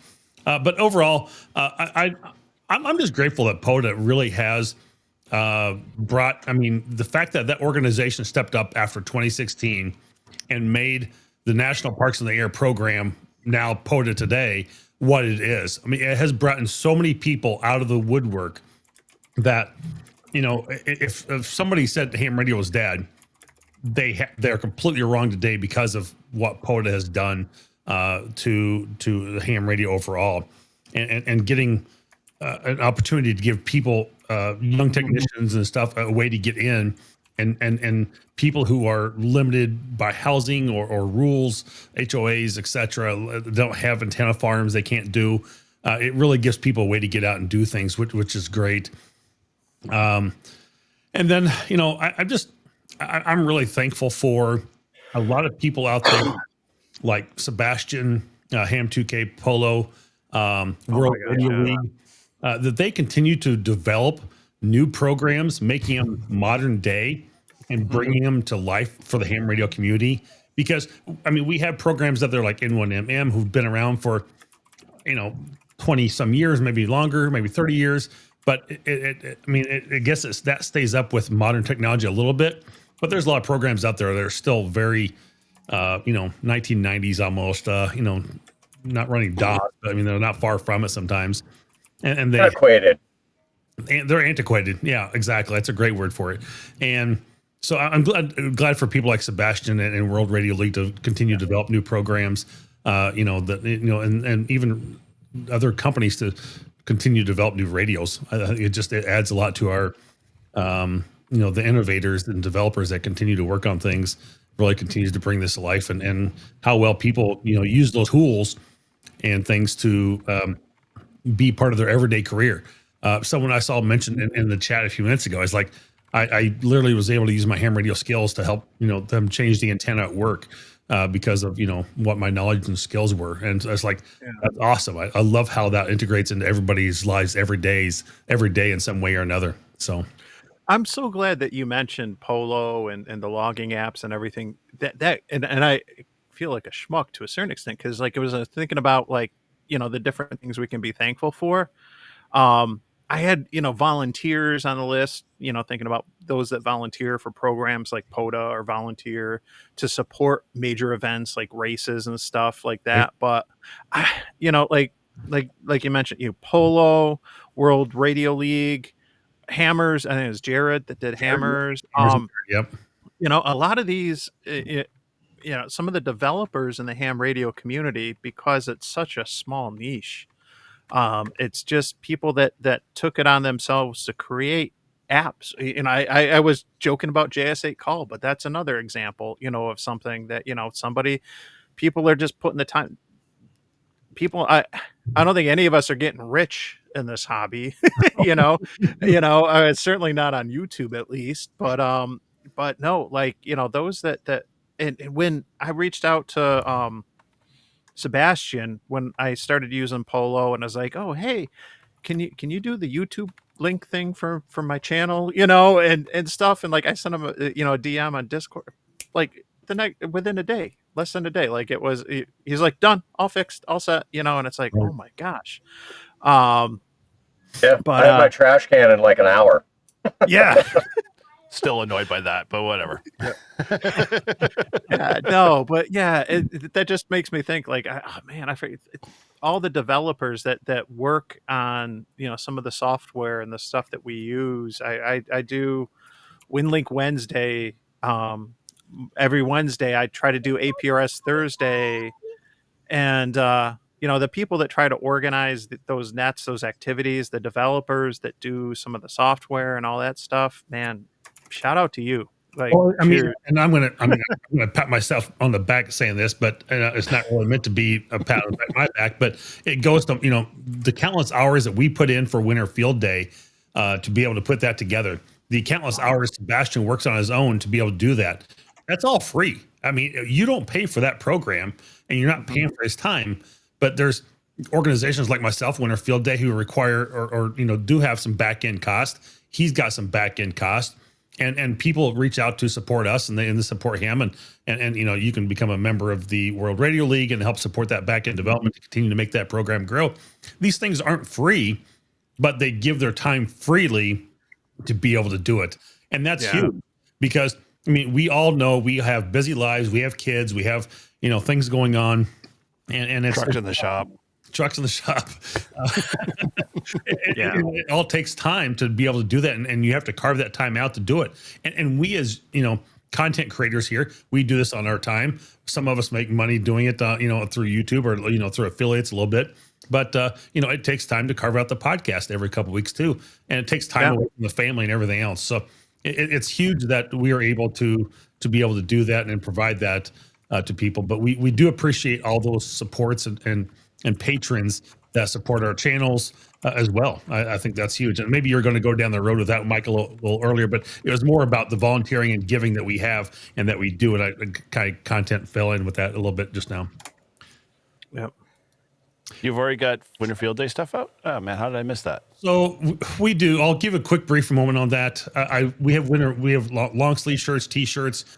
We have a stocking cap, but for some reason with Printify, the stocking cap and embroidery is not working for whatever reason. And I apologize if someone tries to go and order that. We're still working on the back end to try and figure out what their stupid embroidery rules are or their needs to meet that for the stocking cap. But we have a mug and some other things on there as well. I think Michael's supposed to be getting the flag up on there, but that's we got stickers out there on it. So you can get all kinds of stuff. You can go visit winterfieldday.com. Visit store at the very top of the link, and that will take you to our Printify site, and you can purchase. And all that support is going directly back to Winterfield Day to continue to support us because we don't have a corporate sponsor right now. That support goes directly to us. So you mean ICOM bailed on you? They bailed on a lot of people. So ICOM bailed on you? Yes. All those ICOM fanboys, man, they must be chomping at the bit and getting pissed. Still better than they used to. I don't know. So we I did. Would you say I lost audio there for a minute? I bet you did. Have you seen my wiener? that better, Mike? Yeah. So Marvin, I have a question. Are you going to be bringing on hooded sweatshirts anytime soon? I can throw one on there. It's not a big deal. Yeah, it just never. We just did regular sweatshirts, but if people want hood, we can certainly do it. So, well, there's regular sweatshirts. My bald head kind of gets cold, so it's nice to have the hood to flip. Hoodie weather, 100%, man. We can get for big boy shirts too. So, I don't have that problem. What, the big I boy? made a point Yeah. when I put my merch shop up to make sure that I had tall sizes as well. Yeah, I trust me, know Mike. I know your Eric would deal. appreciate Yep. because like sometimes like it's like I the big and swear. tall dilemma. Like I sometimes spend too much time doing that. you get like a size up and it's just getting wider. You see, like I'm getting wings, Or you just get close enough that you have a little extra length, and then Yeah. you stick the damn thing in the dryer by accident, and lo and behold, you've lost any gain that you had at the beginning. Yeah, my Send QSL T-shirt's just a little short. It's almost like a half shirt, but you can't see beyond the wording. Just cut it off. And, we'll wear it I don't have to. It already shrank up, so it's all good. Yeah. I was just talking about the cold head. That's all. Yeah. I Well, have that problem. we talked about I think we're all on board with POTA and Winter Field Day, and we talked about regular Field Day, ham fests. I just want to say, like, the volunteers and some of the people that go on, that put on these events. Like, I have not been involved with organizing the ones for my club, but I know there's a committee and everything else, and I feel like with some of these events like that, there's definitely a lot of volunteers that are involved and working these things and putting them together, and I think that's definitely something to be thankful for. Shannon's smiling though; she's smirking. I don't know if you got something to say or. Oh, I am smiling about something completely unrelated to the She's conversation. talking about the revolution. Apparently, she's getting into history. I mean, Paul and we're about to come to fisticuffs about, Come on, let's better do the hard thing America or again. See if we can England. do it. Come on, make it happen. I always go the wrong way. Mm-hmm. Yeah, But, stage right. No, it's just a little lover's spat, Wow. Get a room. Anyway, so no, Hamfest. Wow. I'm 100% thankful for Hamfest. Dayton was, simultaneously the best and now the worst week of my life. But I was completely euphoric after coming back from Dayton, Ohio. I was high on ham radio for a week afterwards. So if anyone has a chance to come to Dayton 2026, I highly, highly recommend it. I don't even care about going to the vendors. I don't care about the flea market because I don't know what any of those old boat anchors are. But, my main thing has always been to have, eyeball QSOs, face-to-face interactions with people that, I maybe only talk to over Discord or over video chat or over the radio. So I am 100% thankful for the Hamfest, Hamvention. I can't, after seeing what my club did for like our small ham fest, I can't imagine what goes into the big ones. Hamvention, Hamcation, Huntsville, the planning, the logistics, the volunteers, and all that. Like that Huntsville, wow. Huntsville is not a big ham fest, for the record. No. I'm going to clarify that. Huntsville, it's still it's probably one of the third largest though. Yeah. Yeah, but size-wise, it's smaller than Nearfest. It is. Yeah. Like I'm telling you, size-wise, it is smaller than Nearfest. And Nearfest is a ham fest that nobody knows about because it's just for us New Englanders. Right. Like, no, Huntsville is all about just hanging out with hams and YouTubers. Like that's all that is. The big ones, as I've learned, is Hamcation and Hamvention. Okay. I got the sense from you and others that I got that Huntsville was more about the hanging out, but I assumed, it's always talked about as kind of like that third or fourth. It's like the RC Cola, right? You got like Coke and Pepsi or whatever, and then there's Huntsville's the It's Mr. RC Pibb. Cola. Yeah. Yeah, exactly. There we go. That's perfect. If I see RC Cola on the menu, I'm getting RC Cola. Domino's Pizza, RC Cola. Mm-hmm. So it's what is it? What's the comparison to Moxie? Is it Dr. Pepper? I forgot what it was, but I think so. yeah, it's that kind of comparison. So,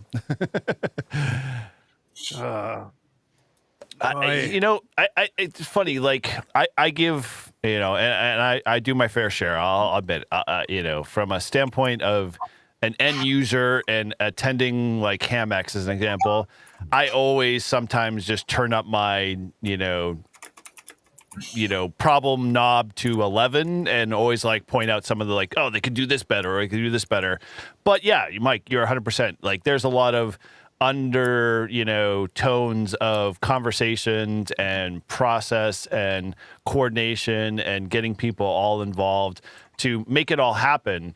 And it's definitely like a thankless job a lot of times. I mean, those guys who do that, those people who do that, it is definitely a tough thing to put all of those pieces in motion, make it all happen. Would we always like a ham fest to be better? Like I know I suffer from the Hamfest size envy when it comes to looking at Hamex as being our section, conference in comparison to the two others like Dayton and Hamcation. They don't they can't hold a flame to that, but they play in that space. So I give a lot of crap, but in essence I have to be thankful because like Live Free and Ham got their opportunity to be at that ham fest and be able to get out there and get into people's space and say hello and and kind of grow from there. So I've been blessed in that sense to say that hey, yeah, that's been a residual kind of like growth point for me. And so yeah, I can't dismiss ham fests in general to say altogether that they all suck, but at the same time, yeah, those guys that do that stuff, they definitely do it out of a labor of love more than they do it because they're making money or they're doing it for other gain in some form or fashion. So yeah, they're definitely they're needed. Oh, I'm going to use what you were just talking about when you're saying thankless to segue into another volunteer type thing.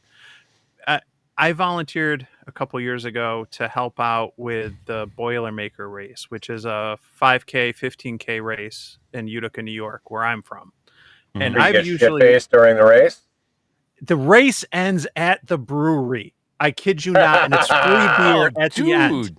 There is free beer at the end. You get with your race bibs, you get like a certain amount off a case of Utica Club or Saranac. But a case. Yes, I will run my fat ass. Oh, dude, I'm running. We're all running next year. The people dude, we don't have to run. Look, we can walk with a little cart full of beer, and when we get to the end, we get more beer. And the best I can now finally use my beer helmet. The 5K goes first, and then the 15K goes. So the key is you do the 5K. So that there's not as many people and you don't have to wait in line to get beers. But I mean, you're drinking at like 8, 9 in the morning. It's great. Yeah. And I usually would run this race, but for what I can't remember what it was like it wasn't in the cards one year. And I was like, you know what? And a ham reached out. It's like, hey, would you be interested in volunteering? I know it's a little bit of a drive, but I know you're from Utica. And I was like, you know what? Sure. And I volunteered, and it was a weird feeling to, kind of be on the sidelines for something that you're used to participating in. But to put it in context, there's over 20,000 runners in this race. It is huge. Oh. It is one of the biggest races in the Northeast. I think it's the biggest 15K. And it's just, there's something about the atmosphere and everything. And so I volunteered, and I was stationed with some EMTs, and we had our post. We were closer to the finish line, but they issued special shirts, and it just it had volunteer on there or whatever. So the race ends, and I'm like, I'm gonna get to the brewery so I can get my like discounted case of Utica Club. So I'm walking to the brewery, and I had so many people, so many runners just. I was surprised at first when someone was like, thank you so much. And I was like, what? And it's just, I got my little, HT, like on and my volunteer shirt. But I had like, honestly, like at least half a dozen people as I'm walking a couple blocks to the brewery be like, thank you so much for volunteering. Thank you so much. And it made me realize all these races that I had run over the years relied on volunteers. It didn't matter if they were ham radio people or not. but it relied on volunteers to help organize, put these things together. And I was glad I had that opportunity to give back, and stuff. And I would encourage other hams, if your club, and there's a couple races that we support locally. I've done some MS bike ride ones where I've gone around and been a sweep vehicle. But I definitely would encourage other hams. It's a nice experience to give back, to volunteer, and there are events. I think of races, bike and foot races. Those are the ones that I've done, but I'm sure there's other ones that are an opportunity to contribute and give back. And I think it can also be a good way to learn about, some of the MCOM aspect of ham radio, which is what got me in, and I haven't done that much of. So 2 questions. Yeah. The first one is the T-shirt should really say ham radio operator on the front, and on the back it says, "I'm just here for the beer." And then the second thing would be, you mentioned crawl. So like it should just be there should be a smaller version instead of the 5K, a pub crawl. Yeah. Kind of just like you crawl to the pub Yeah. to get your Utica. Yep. So just a few suggestions. No, so has anyone else on the stream? Has anyone else volunteered at events in like a ham radio capacity? Yeah, bike races in Tennessee and parades, and Yep. Me and Parker have done a road race in Falmouth. Cool. And Alzheimer's race. Walk. Did they remember where they were going? Sorry. That was bad. I forgot. Sorry. I had to say that. They got lost. Which way do we go? Which way do we go? that made it easy for the hammer. Go this way. Keep going. Just go. Hey, no attention to the silver alert. Oh my gosh. I'm gonna get banned. I go get blacklisted. But anyway. Yeah. No, you're not. Probably not. We're too far in. Yeah, I haven't participated in, say, the road races kind of thing. I do remember back when I was younger, we used to do a thing called Pumpkin Patrol in town, and we talked about the narcness that I suffered, and I participated in. I was called a narc several times. Thank you, Grouch. And from that, but it was fun because literally, like, we would go out on Halloween night and kind of be the radio liaisons to the police department at the time, and it was fun because I knew where they were all hanging out and doing all their mischievous stuff, so it just made it more interesting. But that for me was kind of fun. But I've done some other volunteer stuff that's not like related to kind of like road race kind of stuff, which is a little different. I don't know if that's what you meant by that. No, just kind of volunteering like in a ham radio capacity where you're using your bow thing. If you have a bow. Just narc it up, Eric.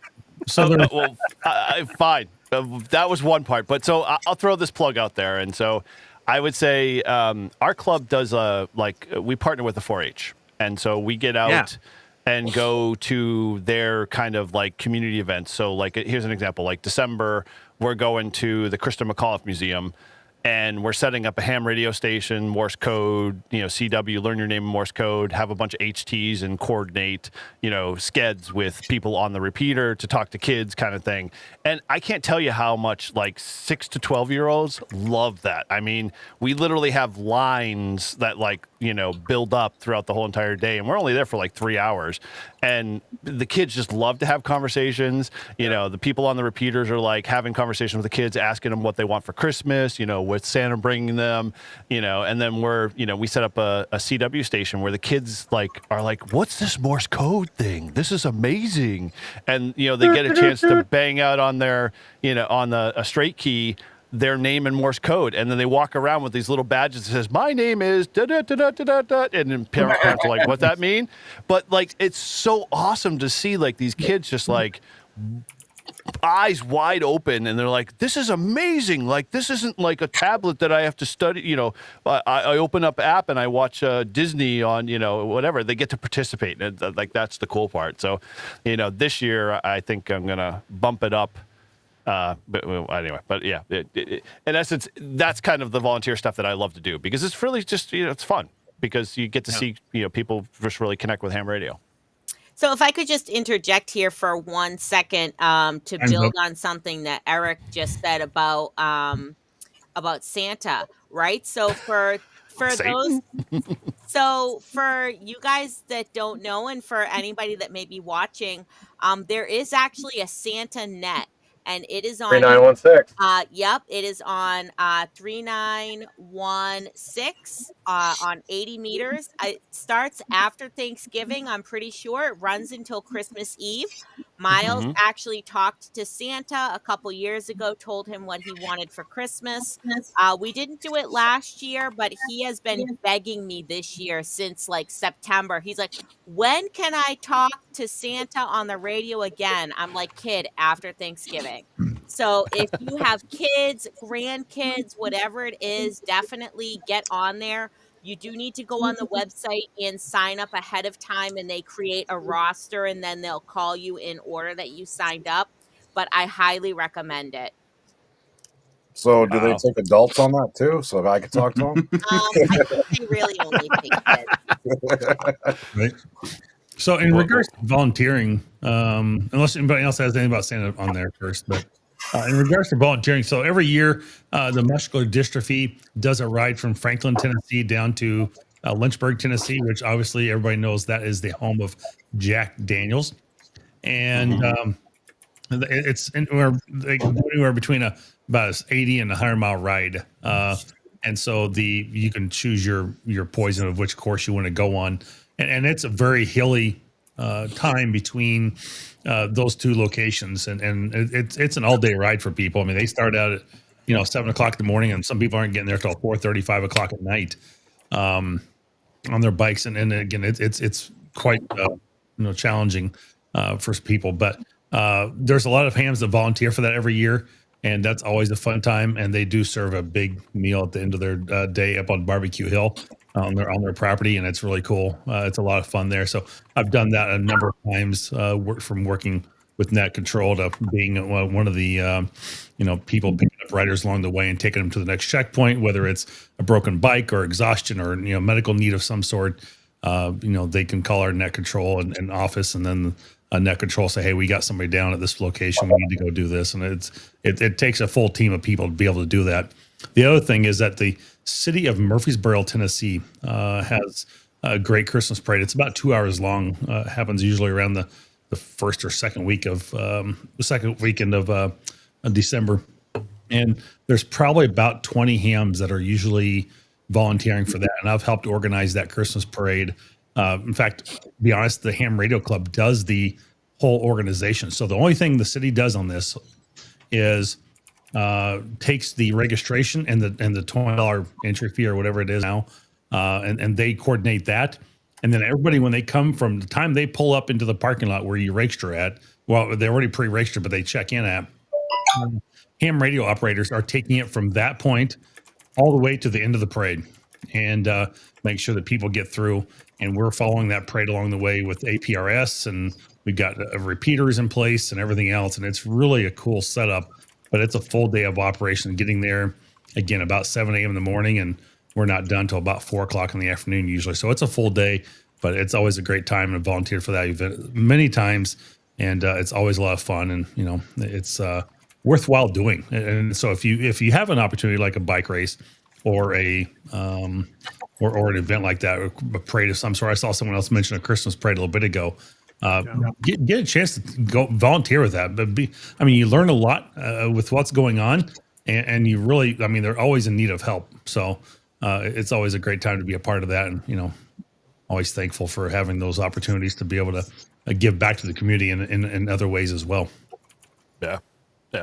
Dude, that's Marvin, you kind of hit on it. That's really what it is. If you can give back in the hobby, it's more rewarding than it is just to like kind of accumulate all of the radios till you die kind of scenario, which I almost laugh at a lot of times because I see all of these like estate sales and I'm just like, dude, did he have fun or did he have fun collecting? Like, I don't get that. But yeah, that's always a really cool way to be able to just. It's like, I know we don't use our handhelds every day here and there, but that's always a great time to use your handhelds on events like that, whether it's a bike parade or whatever. And that bike thing, because it's so long, we have to use mobiles for that.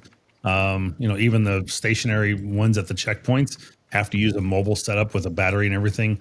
Usually create like a little station with a chair and a battery and operate put up a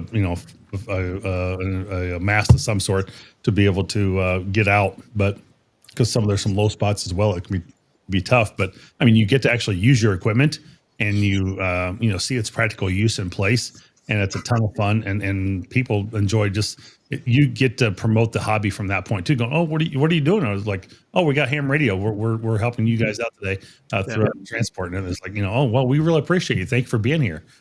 So there's a lot to do for that. 100%, totally. Well, there's one thing I wanted to wrap up with, as I know we got about 15 minutes left, and I still have more beer. I have more too, but the current beer is only 8.6%. Well, good. Thank you for stepping down. I mean, Yeah. who says the fun has to end? I know. It doesn't. 15 minutes. It doesn't. But one thing Shannon I still has to wanted to open up get mead. to was I've been having the mead in my glass. Every time I raise a glass, it's mead. Yeah. Is Whoa, Tortoise Overland gifted 10 Mike and 2 MAK memberships. Where's the love? Where's the love, Tortoise? Where's the love? Clearly he loves Mike more than you. He does. I know. I get it. I get it. Eric, you don't have anything turned on. What? Anyway, Mike, pick it up. what I was going to say is I thought what would be a nice way to start to put a bow on things has to do with the viewers and being thankful for the viewers and the supporters and those like Tortoise and Eric and everyone else that have been supportive, whether it's in the chat financially, obviously that kind of goes without saying, but I've gotten a couple really nice emails and even a letter from viewers, and I honestly hope that each of you have gotten positive comments at one point or another.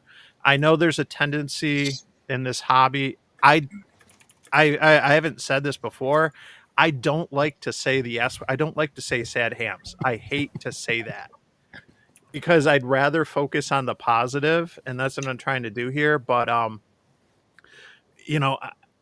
just got to say, like, as a creator and stuff, when I get a positive comment and a thankful comment or an email or something from somebody that is like, wow, that really helped me a lot, like that means so much. Wow. I felt that in my colon, Mike. Oh my gosh. Ow. No. I always knew you had a thing for Paul. But anyway, sorry, Mike. Yeah. No. I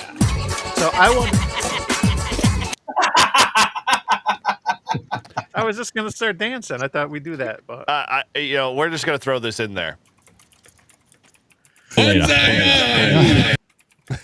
In honor of Todd, since he's not here tonight. Yeah. Oh my. Yeah.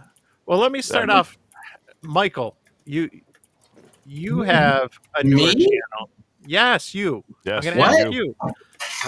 Have you gotten positive comments, and there's something like a positive comment or email or feedback since you've done it, like that you've gotten that meant a lot?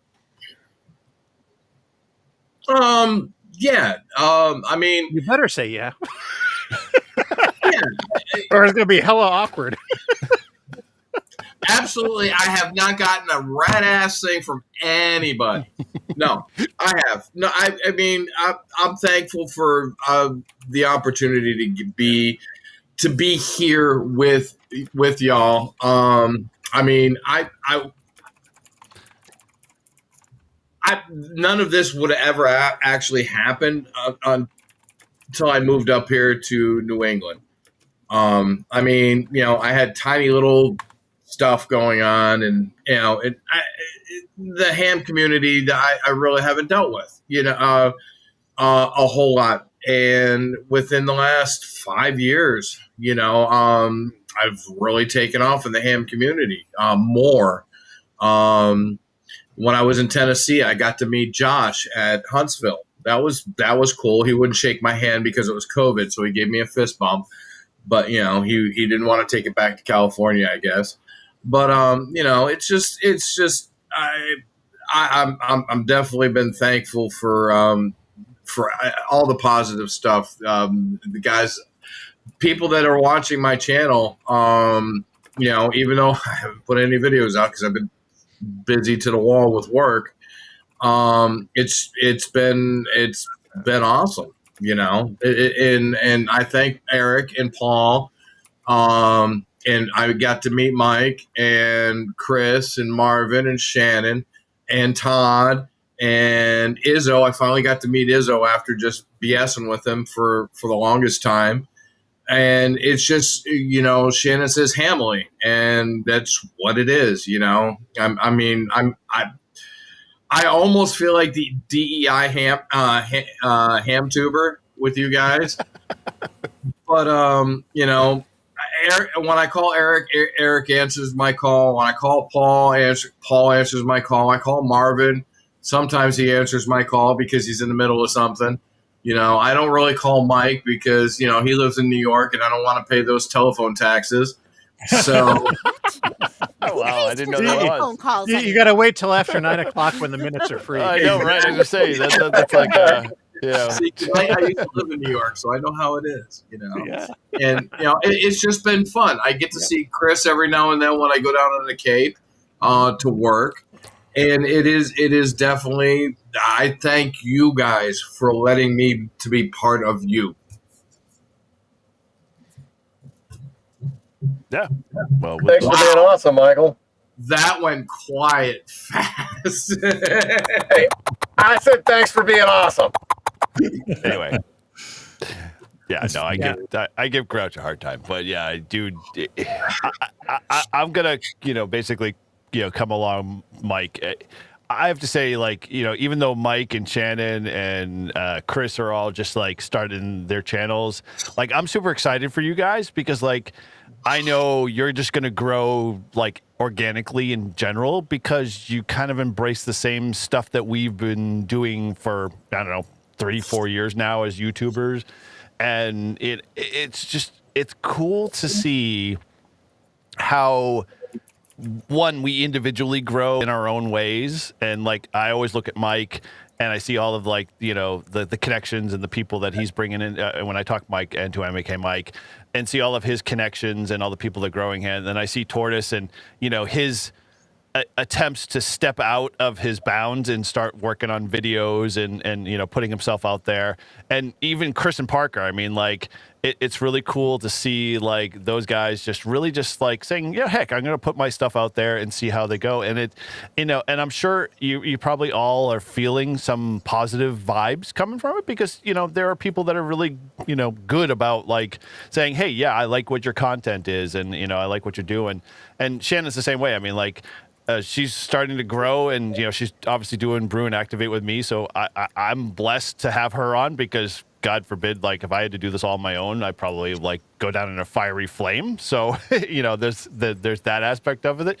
But I think from a story that you're looking for, Mike, for me, it's like, I have to say it's not so much an email or a comment that's kind of come into people, but it's been like the people that are either in my club or a club adjacent that have come to me and said, oh my gosh, I've seen your channel. I've been on your channel and I'm watching your channel and I love your content. And I'm like, I can't get over in my head of the fact that people like to see what I put out there and, like, it's helpful.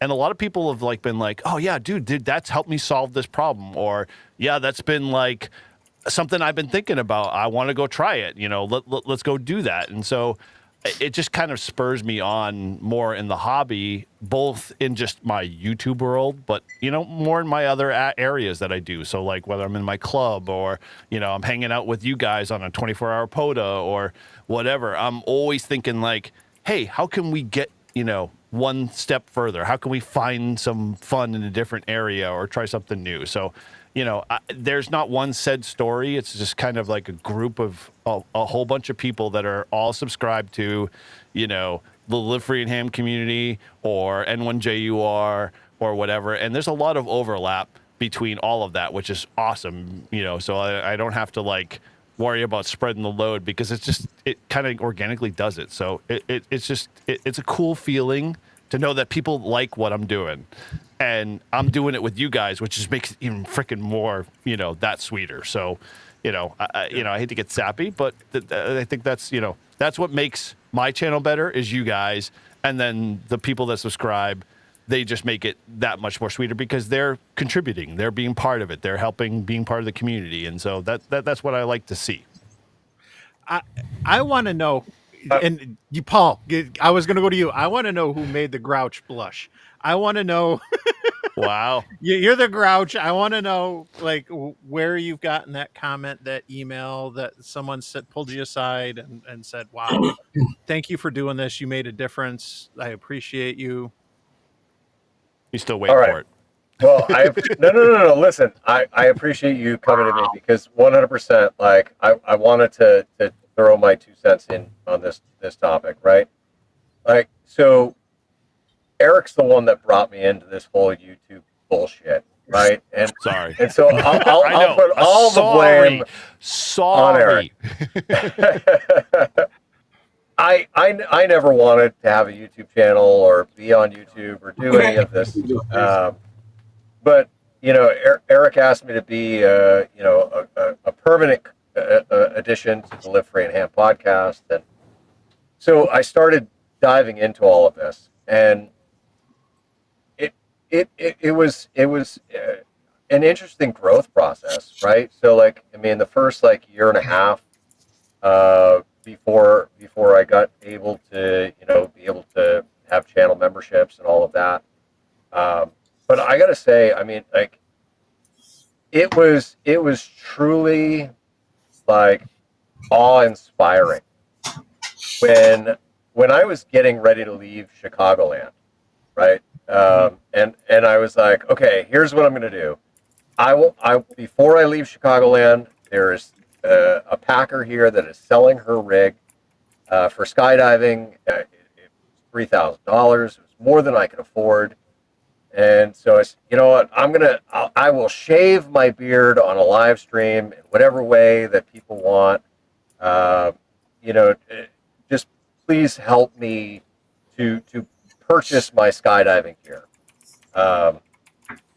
And I mean, it's such a stupid thing to ask the community to help pay for, right? Like, I mean, to me it is, right? It just seemed like such a stupid thing to ask for help. But I needed that. I needed it, and Bill, W1WRA, he was the club president of the Granite State Amateur Radio Association for a few years. Super nice guy. Anytime that I was having a VFW fundraiser or anything, he was always the first one to show up. He personally was at least half of my goal to purchasing my own gear, and that was huge to me, like huge. And to put that into perspective, right? So up until this week, every skydive that I was doing was costing me between $70 and $200, like depending on where I was at in my progression. Now, like I've got all my own gear, and it's mine. And so every time that I go up in the airplane, it's $35. That's it, $35. So that means that's the cost of a GMRS license. Just remember that every time you jump. Every time you jump. All right, but hear me out here. $35 out the window. No, hear me out here, because so what that means is that all of the money that I get from my channel members and my Patreon members, right, which on average is about $150 a month, I can take that money and I can throw that directly into skydives. I can get more skydives in because of that. And as long as I'm jumping with somebody with a camera till I hit 200 jumps, I've got video footage that I can put out as a token of my appreciation, right? Which I did. I put a video out today. We on Tuesday. I wanted to do a high pull to get some familiarization with my rig and my new canopy. This dude that I met at Chicagoland was down here in Zephyr Hills, and he goes, "Hey man, how about we do this? I want to do a 6-way chandelier, and like you can be part of the base. Like, screw your high pull jump. Just come do this awesome fun jump with us." And I was like, "All right, yeah, okay, let's do it." And so I was confident enough in my belly flying skills that I felt that I could stay together, united with the other 2 girls in the base of the formation. And then what was going to happen was the other 3 were gonna dive down, and once they met up with us, they were going to go vertical, so head up, feet down, and attached to us belly flyers. And it's called a hybrid formation, and it's super cool. It didn't fully work out, but it doesn't matter that it didn't fully work out. What does matter is that I was able to do that jump and a couple other jumps that day because of the support from my channel. And so, like, while YouTube was something that I never wanted to do, and it was something that I never thought that I would be successful at or good at or do anything that anybody would even want to throw $1.99 a month at, I am super grateful for everybody that has put money towards my channel and me and my adventures, because that's what's given me the ability to do all of the extra fun stuff, like, and hopefully you like the video. Like, yeah. Right. What time did we go to that night? 2:30, 3 o'clock? That was a long one. Oh my god! 4-hour stream. Yeah, that was a 4-hour stream. I couldn't walk after that. That's not a stream. That's a telethon at that point. But yeah, if you know, you know. Because I think Mike paid for a lot of my drinks. Yeah, I don't want to take credit, but I gotta say, wasn't the first donation the $20 is $20. Yeah, it kicked the whole entire process off. Honestly, you were the catalyst. Yeah, it's sometimes that's what you need to do. It's like, whether it's an emergency or whether you're just trying to raise funds, whatever it is, it's in people's nature. Everyone's like, what's everyone else doing? Is someone else going to call for help? Is someone else going to donate? What's going on here? And it just takes that one person sometime to jump in and kickstart it. But no, congrats. That was so much fun. That stream too. That was fun. And I'm sorry, Michael, for all the rum that you had to drink, but but we also thank you. Thank you, shaking for one for the team. So I tell you what, man, my heartburn did not thank you. Oh God! Oh, Mike, I want to make sure I kind of jump in on this too a little bit. Is that I've got the podcast, and that's what I've primarily done. I didn't really get into the YouTube side till 2024, but every once in a while, let's say once or twice a quarter type thing, I get random emails from people, and they have a question about something I've said on the podcast, or just making comment or just saying, hey, thanks for what you're doing. And sometimes I wonder, it's like, do people really listen to my podcast? And I got every week I can see the downloads, and I can see that they're all over the world. I mean, I've got people listen all over the world, and it's great. But it's like, why do I continue to do this? And it's one because I know it's my form of giving back, and I enjoy doing radio sort of things. when I was younger, I really wanted to go into radio broadcasting. So this is kind of my version of radio broadcasting, is doing a podcast. And Eric's kind of pushed me a little bit out to my limits to say, well, you need to try and do more video podcast. So it's like, just, not necessarily my thing, but I don't mind it too bad. It's getting there better. And, but those little emails or actually the last one I got about 2 weeks ago, I think it was 3 weeks ago, was just a physical letter in the mail that somebody wrote me. Was like blew my mind. Actually, he's like, hey, "What's this?" I'm like, "That's a QSL card." Open up, I was like, "No, it's a whole letter." The guy said, "Hey, thanks for what you do. I really appreciate the podcast, and this, that, and next thing." So it was really cool to be able to get that. And it's like those are the days that makes it worthwhile. And I say that's why I do the podcast. So it's really that good feel good moment that you just like, all right, somebody's listening and somebody cares and they're paying attention enough. So that's good. So. Well, good reason to keep going. Wait, you have a podcast? I knew that was coming. Yeah, it's a good one. Although, if he remembers to hit the record button in between one of those live streams, but hey, we all learn the hard way. We all do it. So. We love you, Marvin. I'm curious. Go ahead. No, I was just say, Shannon or Chris. I mean, obviously, you guys are newer channels. Like, what have you gotten any feedback yet? Feedback from what? Our channel? Your listeners, your people, anything like positive? Your subscribers. Subscribing is free. Yes, it is.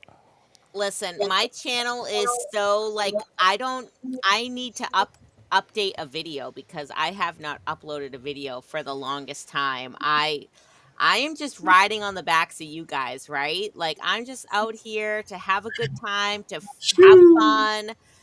Maybe I might get into live streaming a little bit more if I can figure out this EV Mux thing.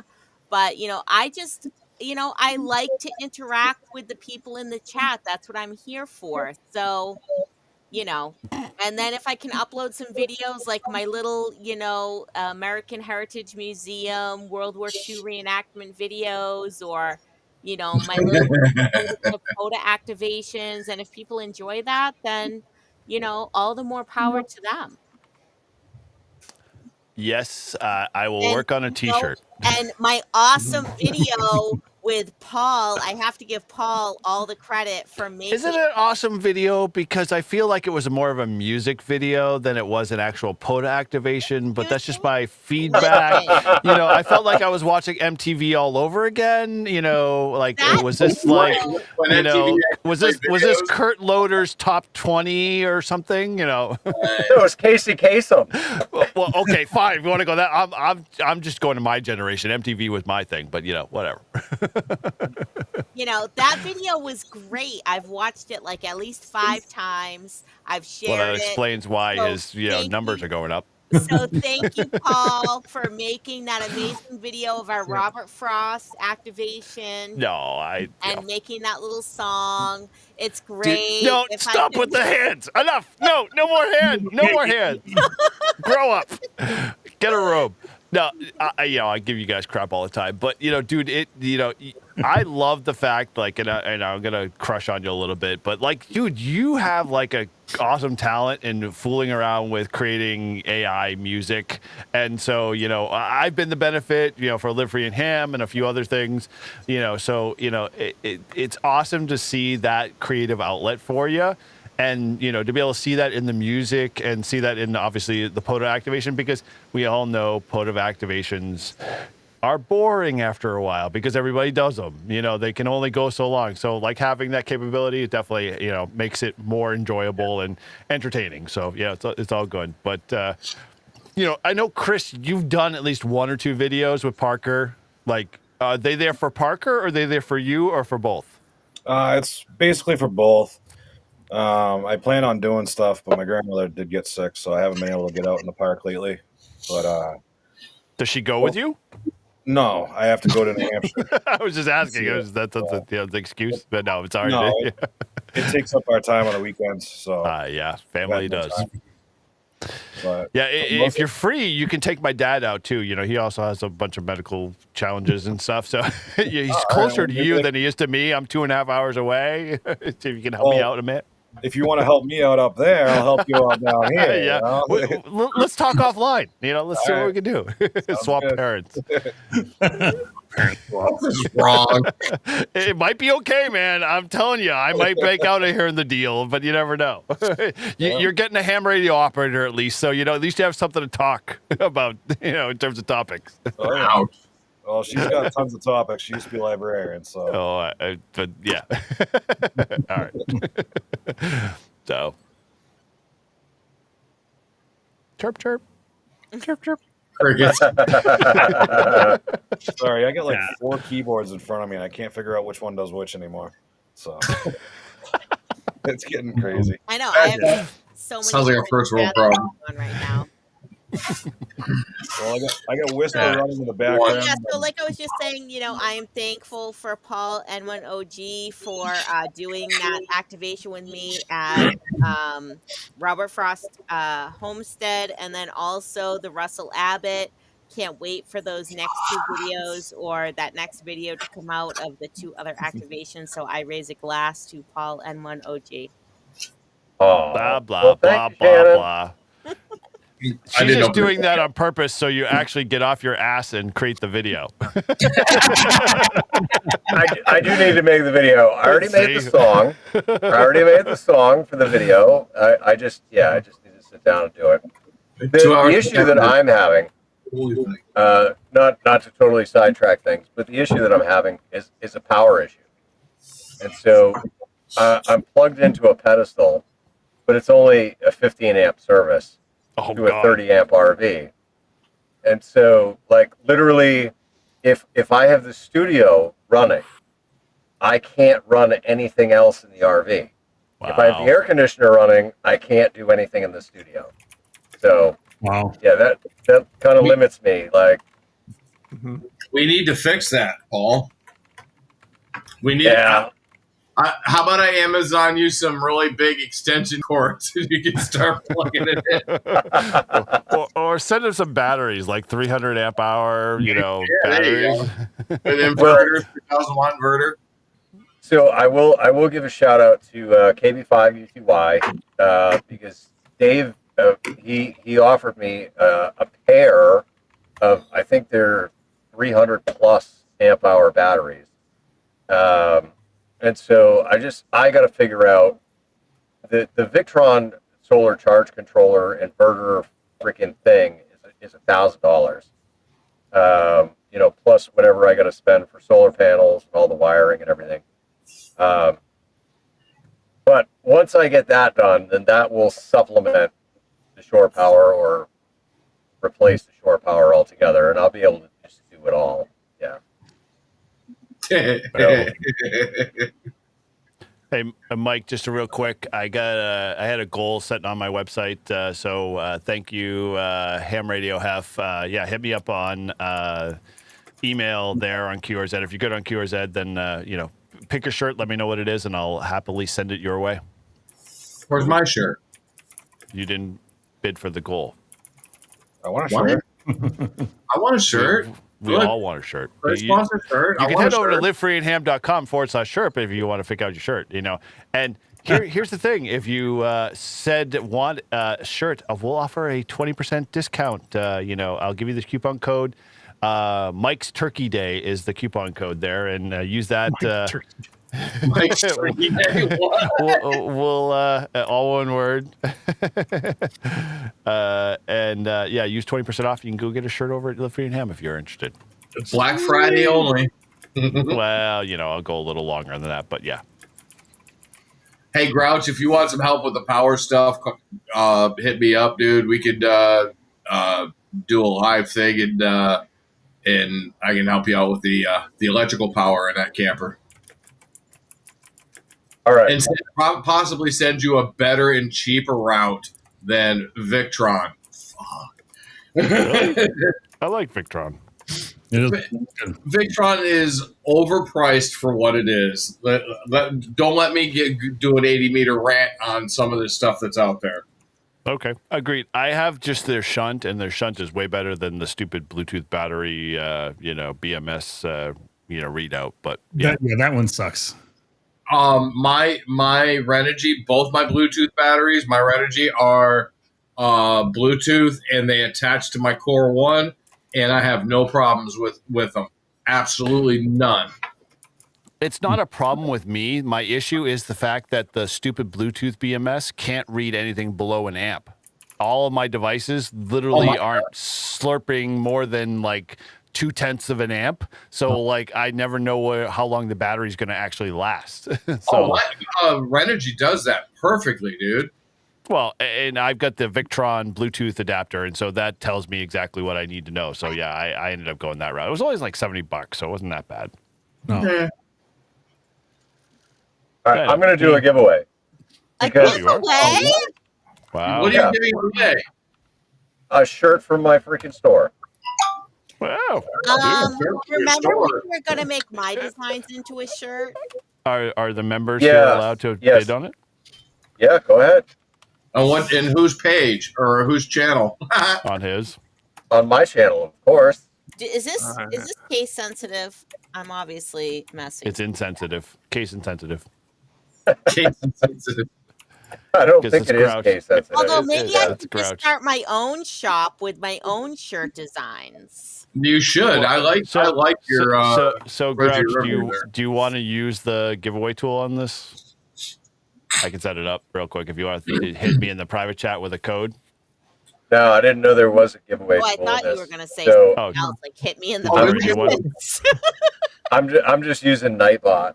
Oh, okay. If you're already doing Nightbot, then what's the code? Yeah, and the keyword is hashtag Grouch Penis. loves you. Grouch loves you. All one word. Grouch all loves one you. word. All lowercase.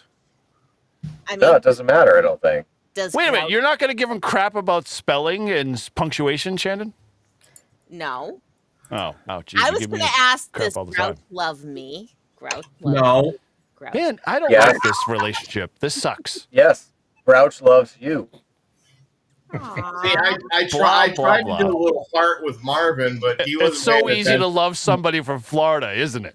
Mm-hmm. All the way over here in Massachusetts. Marvin. No, if I win, Paul, if I win, you know what shirt I want. Listen, I just want to Yes, say you it's easier to love somebody from Florida to Massachusetts than it is to love somebody from England to Massachusetts. I can't True. debate that At because least I've you're in never the had that same experience. country. I'm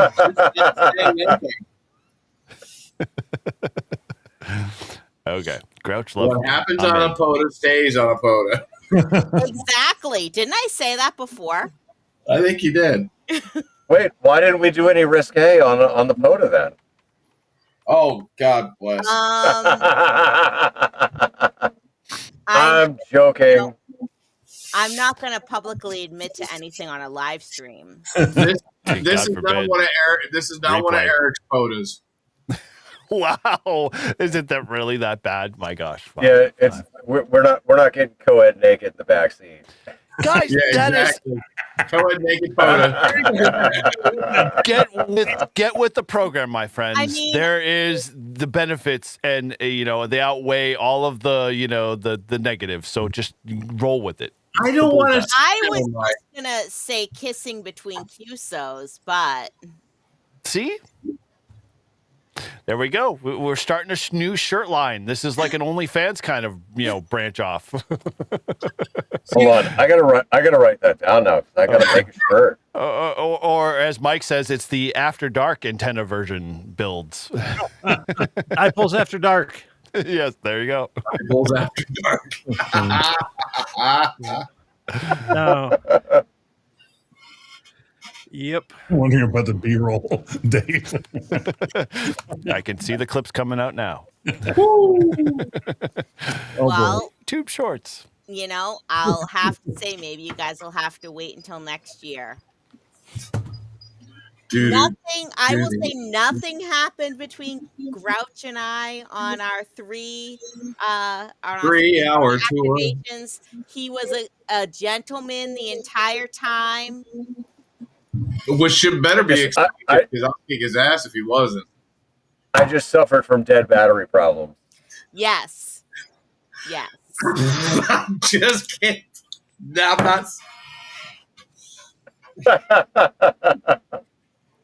But you It's know the what truth. happens at Hamvention stays at Hamvention. So that is coming up in May of 2026. Diaper gone wild. No, it's Diapools After Dark, Bricker. Get it right. Mm-hmm. It's just got a nice ring to it, doesn't it? Like, Oh yeah, Cody just said Diapools After Dark. That'd be like a nice after midnight live feed. Yeah, and that is the absolute start to my YouTube channel, because my very first video was a YouTube short because I was too chicken to do a full video, but it was a YouTube short of my first soda that I did with my son and a friend during the VHF contest. And the night before, way late at night, because I was just so busy, I finally got around to making dipoles for 2 meters and 6 meters, because my buddy that we did the soda with had just got a 705, which is now my 705 because he sold it. And I spent the night making dipoles and stuff so that we could go play in the VHF contest on the soda. And I remember thinking that, like, I'm freaking building dipoles in the garage in the driveway, like in the middle of the night, but that was the only time I had. And again, alliteration's beautiful. So when you get like dipoles after dark, it just stuck. But that's what kicked off my channel, is that very first YouTube short of that soda with my son and friend. And eventually a couple shorts later, I got the courage to do a real video, and the rest is history. Dude, I'll be honest with you, shorts get more views than anything else. Yeah. And that's because nobody has an attention span longer than 15 seconds these days. Like, what did you say? What? Squirrel? Yeah. What are we talking about again? Exactly. Hey. One of my most watched shorts is the one of you fishing at the 24-hour POTA. Oh yeah, I realize, and I'm guilty of this, like, I'm not a professional YouTuber. I like making videos. It's fun. Editing takes forever, but sometimes too, I just like to enjoy the moment, and I don't want to focus on trying to make stuff. Like, I just want to have fun and be with people, especially when I'm meeting some of you guys for the first time in person and stuff. And I'm finally seeing Paul with his ankle healed up and everything, and and I want to enjoy it, but I realize, like, especially during the storm, I'm like, shit, I haven't done anything. I got to go, like, let me just do a couple shorts. But that one short of you, like with you, like, normal time. I got like a couple thousand views like that, and it was like, holy cow! Yeah, I don't get the algorithms or anything. I don't try to play like I'm me. I just do me, and I have fun, and when things hit, I run with it or whatever, and sometimes it works, sometimes it doesn't. But wow, that took off. But Mike, did you do a short of me fucking like making my ankle swell to 5 times the size of normal? Did I do the short of that, or no, I didn't. sent you the video, but I can't remember. Dude, do the short, man. That'll go off like freaking gangbusters. You might go viral. You know how bad I felt. Like, I'm sitting in the we're messaging after the activation. I'm back in the hotel. I'm all comfy, cozy. I'm in the hotel. I got a mag loop up in the Utica Club, and and you're sending me photos, or you're texting me like, "Oh my gosh, my ankle's like fucked." I'm just like, dude, that was I didn't make you go on the log. I didn't make you go on the log, but as soon as I saw the log, I was like, "Oh boy!" Oh my god! I knew as soon as I stepped foot on it, and I looked at it, and I was like, "I'm wearing cowboy boots with no fucking traction." The log was barkless and wet, and I was like, "I'm gonna eat shit," and I know it. Mike, what do you think the chances are I'll make it all the way across? Because there's a beautiful green little pool on the other side. Yes. Oh, 56-1. Barely. Because we had just used the I prototype think it was a lot lower. 56-1 Reliance. We used the Yep. prototype for that POTA before it was available for sale. And so as soon as he's like, what are the odds? 56-1. Whoa! Dude, You can't make shit up sometimes. It's just like, You guys need to check that comment from Pota Boy. and the best was when I got to Carlos's house, right? My ankle was still freaking swollen huge. And I'm like, I gotta like prove to Carlos that I can walk on this and I can run on this, like, because I have to land on this ankle. And so like I'm trying to like jog around his yard and like show him that it's not bothering me. And he's like, "Nah, dude, what's wrong with your ankle? Like clearly there's something wrong."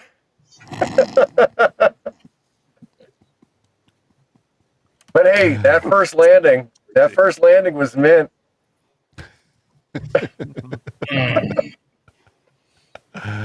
That's hilarious. So see, I mean, we influenced somebody. yeah. He attempted to do a 24-hour POTA. If there is ever a dumb idea, throw it my way. I'll try it.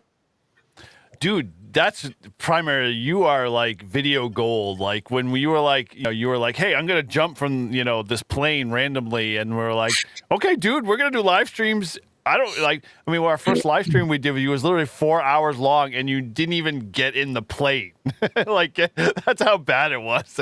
Like we were just like coming up with ways to come up with content because it was like, well. The cloud cover, well, it's changed now at this point. He's not ever going to get in the air. And then, they bailed at the very end. And then we're going to reconvene to do this again. And then same crap all over again. So, yeah, dude. Liquid gold. 5 reschedules to get that first jump in. Yep. Mm-hmm. Yep. 100%. I ask you a question, Grouch.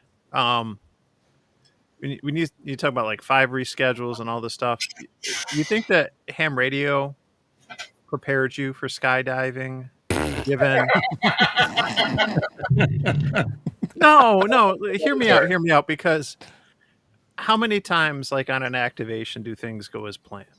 Look no further than the 24-hour POTA, right? Dude, that went way better than his skydiving event. Let's just get to that level. Like the skydiving event was like a disaster from like the moment we like started turning the system to go live. But he's got his skydiving logs, right? He does. So yeah, I just curious. I've got skydiving logs and I've got ham radio logs, and now I've got logs that mix the two. Yeah. Right. Mm-hmm. I would say more than anything, the ham radio aspect of things didn't help me at all, but my military past did. Because in the military, especially the Marine Corps, right? Our number one motto, our number 2 motto, right? 'Cause number 1 is God, country, corps. So number 2 would be adapt and overcome. And so like when it came to 5 reschedules of that first jump, it was all right. Like, you know what, I could let this eat me up, and I could really get upset about this, or I could just adapt and overcome. And I can understand that I cannot control Mother Nature. I cannot control the cloud cover. I cannot control the wind. I can't control that. And so once we got the pilot issues out of the way, like it was no big deal. And I got that first jump in, and I was hooked. Like still, like when I jumped on Tuesday, I was a little bit nervous, right? 'Cause I've never jumped here. This is a new place. And so, like, when you're looking at things from the ground, and you're looking at satellite images, you're like, oh yeah, okay, no big deal. Like I just need to set myself up in this general area so that I can fly my pattern and I can land. But once you're in the air, it's a totally different perspective. Like literally a completely different perspective. And so then you're up in the air and you're looking down and you're going, okay, well, now I can feel the wind is slightly different than what the prediction was. And so now I've got to modify things and I've got to adapt and overcome and go with it and figure it out. Yeah, just absolutely fantastic though. Like my first jump on Tuesday, I was planning on doing a high pull, and I don't know why high pull makes everybody giggle, but that's what I was planning on doing. He said, so that I could figure out the canopy that I've never flown. Right now, I mean, I had flown that style of canopy. It was just a bigger size, and so I was like, well, I want to play with my canopy. I want to do a high pull. And this guy that I met in Rochelle was down here, and he was like, dude, we're gonna do this 6-way chandelier. You want to be a part of that? And I'm like, that seems like it's probably beyond my skill level, but what do you need me to do? And he's like, well, you just need to. Chandelier. That sounds like something you need a VPN for, or something. Like or it sounds like something on OnlyFans, but whatever. All right. So essentially, we also what include it is, a goat, but yeah, it's 6 people, okay, and so 3 people make the base, where you're flying belly down, and you're connected, and you create a base, and then the other 3 who are slightly more experienced, they dive down and they come in, they fill the gaps, right? And so between the 3 of us, there's 3 gaps. Oh, now you make me full screen. I want the hand gestures. All right. So we lost Mike. Where'd he go? So we got the 3 of us in the base, and it's solid. It's great. Exit all the way out, like perfect. We held it together, but only one of the 3 that was supposed to make up the chandelier portion actually made it to us. The other 2 dropped down below us, and so we held the formation, and then the one chandelier guy that ended up with us at like 6,000 feet, he decides he's going to do the chandelier portion, which totally makes the whole thing off kilter because there isn't the other 2 people to balance it. And so one side of the formation drops and we all just kind of scattered around. But it was a ton of fun. The video is up currently for channel members. I'll put it up on Patreon after the live stream ends.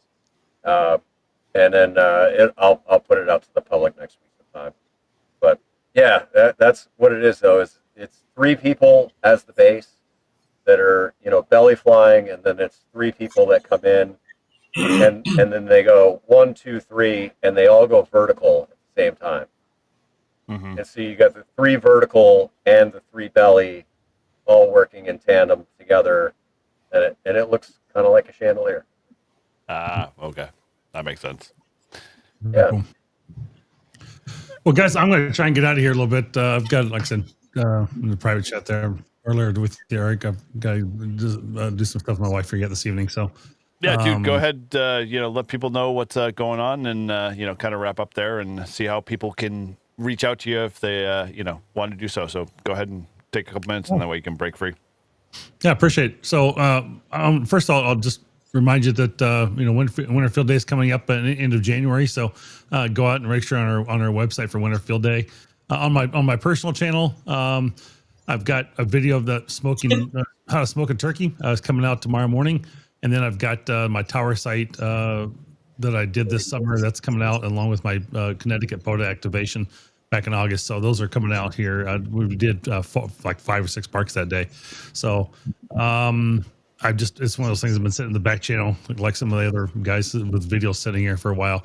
We haven't gotten done. So anyway, I got a new podcast coming out next week either as well. And another little message above and beyond that. So I got some content coming up over the weekend here, and just taking next week off for spending some time with Thanksgiving with family, and I'll be doing a little bit of traveling back to Wisconsin. So I'll be back there for a little while, and we'll see what happens from there. Do you ever stop? Like you've been traveling for a while. Yeah, I mean, I was to Cheeseland. Last week I was in Dominican Republic, so we did a little vacation with my buddy down there. He needed some time to get away.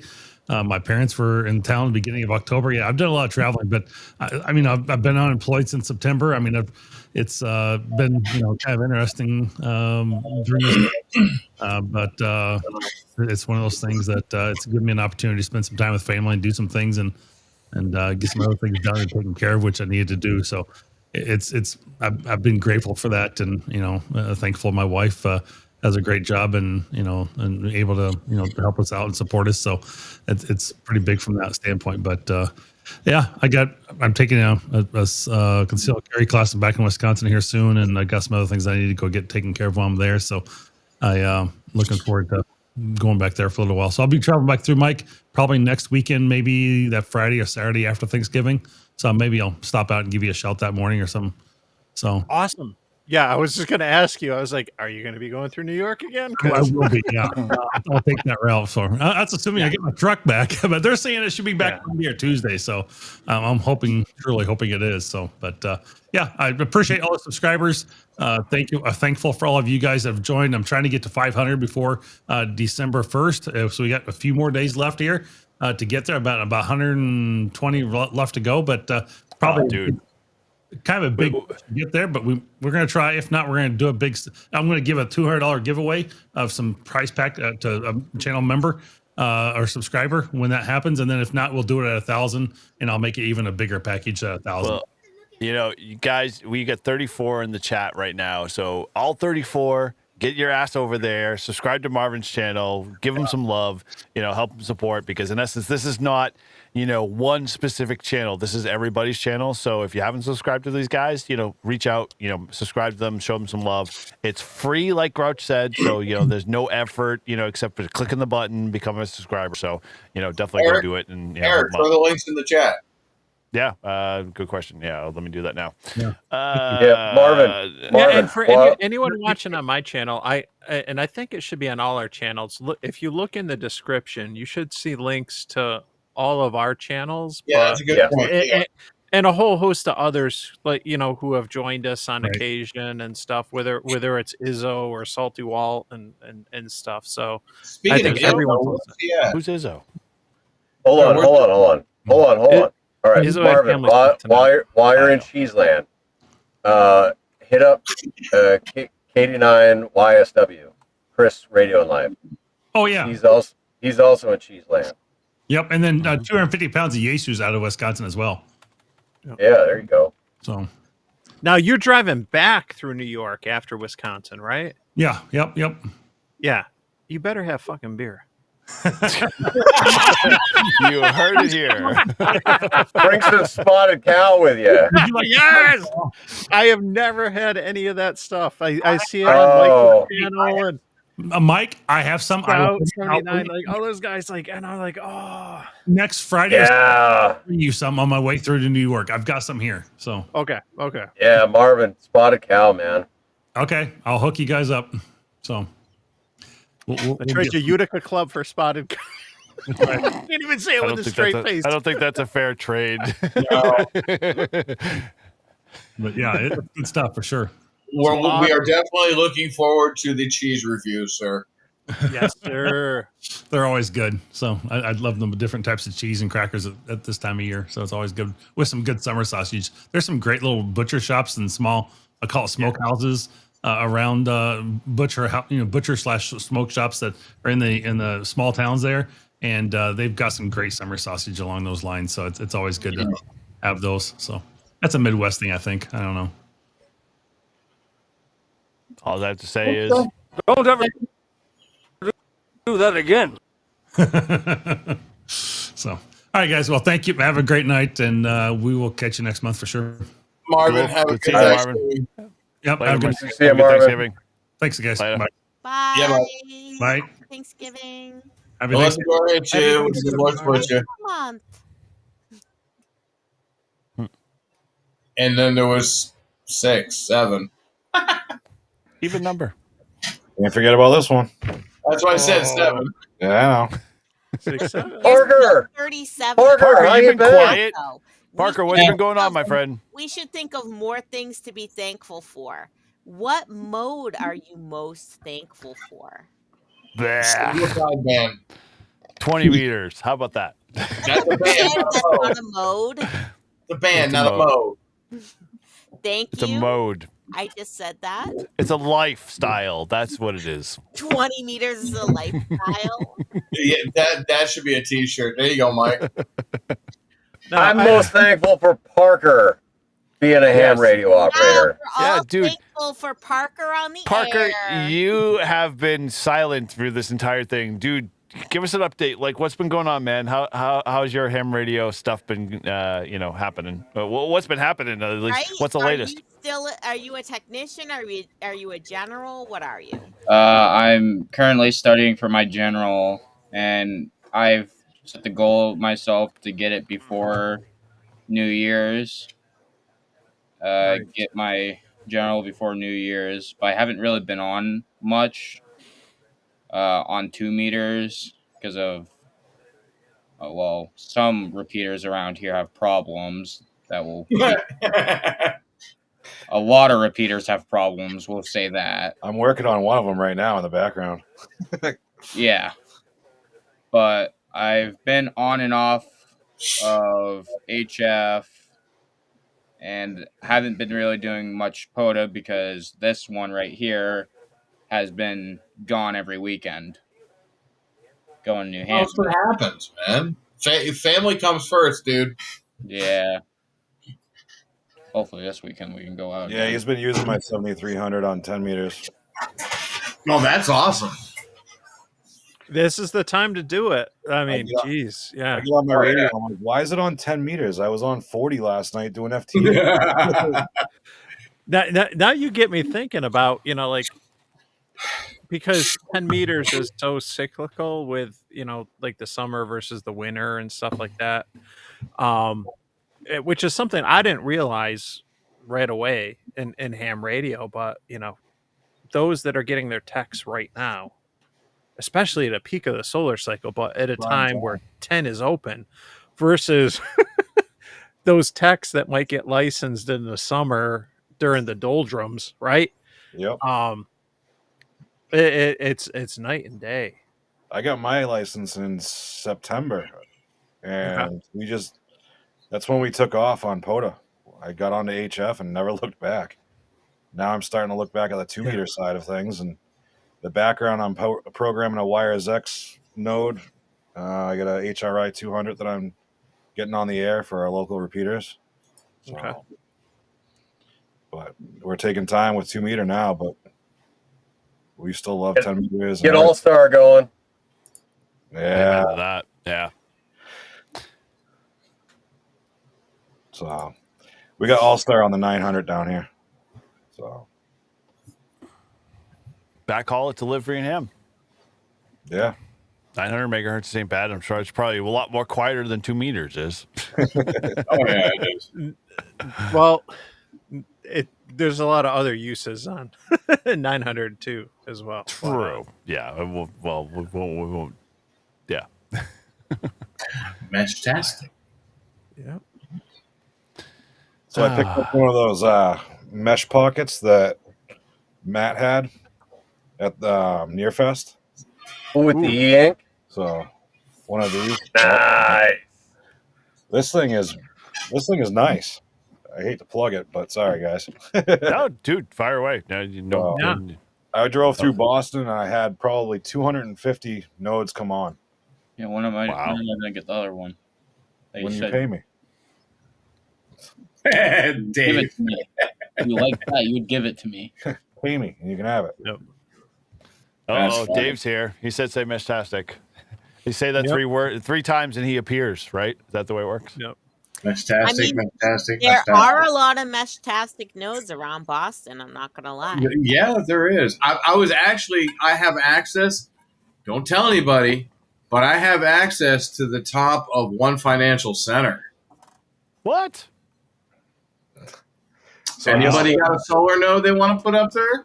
And I guess they were doing a huge test in Boston about Meshtastic, and it got up to where I was up in New Hampshire. So it jumped seven hops. So nice, dude. But yeah, that's about it with us. All right, so when are we giving this giveaway? Everybody's leaving. Yeah. No, the I know, giveaway. right? I thought I the think Paul forgot giveaway about it. was in December. No, so we only have 12 entries, and there's 39 viewers. I like my odds. They all need to go to Grouch's channel working pretty so good. you can subscribe or do whatever. Yeah. Add the thing. Grouch loves you. Yes, all one word, no spaces, no punctuation. Yeah. All right, listen, when we hit 15, I'll pull it. Grouch free There you go. t-shirt giveaway. Make sure you go to the Grouch channel and type in the Grouch loves you hashtag # Octothorpe, whatever you want to call that thing. Look at Dave. I love my odds. You're not going to make the heart sign now? Come on. Like, literally, you're just going to complete the circle? He moved. He did not. He's been there forever. Octothorpe. Octothorpe. Word up, man, homie. Grouch, Octothorpe in the house. back to New Hampshire, Grouch. You're too far away. Yeah. I don't know. God bless America. All right, we got 13 entries. Come on, 2 more, please. Let's go. 2 more. So Grouch can put this to sleep. It's just 15 entries. That's what makes you happy. Look at It's enough. to 45 viewers. See, people love the. What are you getting commission if you promote him more than the rest of us? Love the Grouch socks heart. Okay, that brings more viewers. Wow. Where's the loyalty? Bruin activate. What does that mean to you? What's nothing? Listen, No. No I get it. I totally get. Hey, Mike, you free on Fridays? Yeah. Which Mike? One of them. Any one of them. Okay, 11 Paul, o'clock. when are you and I starting a live stream? Oh my gosh! Wow! Like literally, she just sold me out. You just sold me out. What are I did not do about? anything whatsoever. You were just kissing up to Grouch. Make sure that you buy your Reliance antennas at RelianceAntennas.com. Did he or did he not just say Mike is one of you free on Fridays? And there's 2 of us. I didn't say anything at all. Nothing. You can go replay, whatever you want to do there to prove that I did not say what I said. So, yeah. Parker said he'd do it. Parker? Cool. All right. What did I say? I like the younger demographic. Yeah. Well, I won't say that. Sorry, I'm not going to say that. Yeah. I'm going to stop right there. Younger generation view of amateur radio. Yes, thank you. That's a better way of saying that. This Elijah Craig is kicking me in the ass. Is that it? Oh my gosh. Yeah. Well, you know the rule. I violated it big time at this point.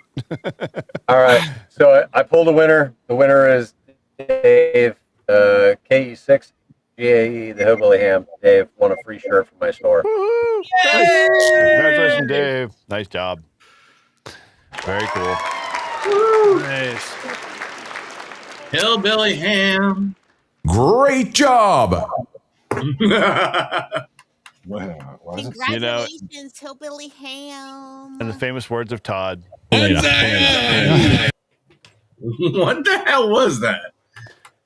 When we had a live stream, we had a recorded episode, and Todd was talking about his bonsai trees, and he kept saying something to the effect of Grouch, and he was like, "I'm just gonna be the bonsai trees," and I'm like, "Dude, this is liquid gold. I gotta capture this." So literally. It's him going bonsai, and actually, I think I have the clip Do I have the clip in here of his little bonsai tree escapade? I wonder if I do or not. I have to go look for it. You got a folder for all these little clips? Hell yeah, you know me. Oh no. Let me see. Do I have it? I don't know if I do. No, it's not this one. Look at Dave. What? I missed something. Yeah, Dave's KB5 is he just promoting his Meshtastic Seed Studio with, what was it? 5% off, 10% off? It's 10% off. I'll be damned. Look at that. Listen, I have one of those little seed studio things. I do too. I got a T1000 in here somewhere. Hey, Dave. Spec 5 is a really good product too. I have it attached to my. I have it attached to my keychain actually. For every time he says Seed Studio, I'm going to say Spec 5. I do. Studios. I do like those Spec solar 5 thingies though. So, good to see you in there. Do I look good? I mean, going here. What else can you be thankful for here? What? Well, all right. Not to totally derail are things. we the most thankful for? Like we're on a track. I'm thankful for my neighbor Brian, who I got to jump with on Tuesday, and he fucking nerded out in a whole skydiver. Yeah. What are the chances? I know, right? All of my neighbors are skydivers. but he nerded out. He nerded out on Meshtastic, and he was like, "Dude, I saw some like ham radio antennas on your truck." He's like, "Are you into like Meshtastic?"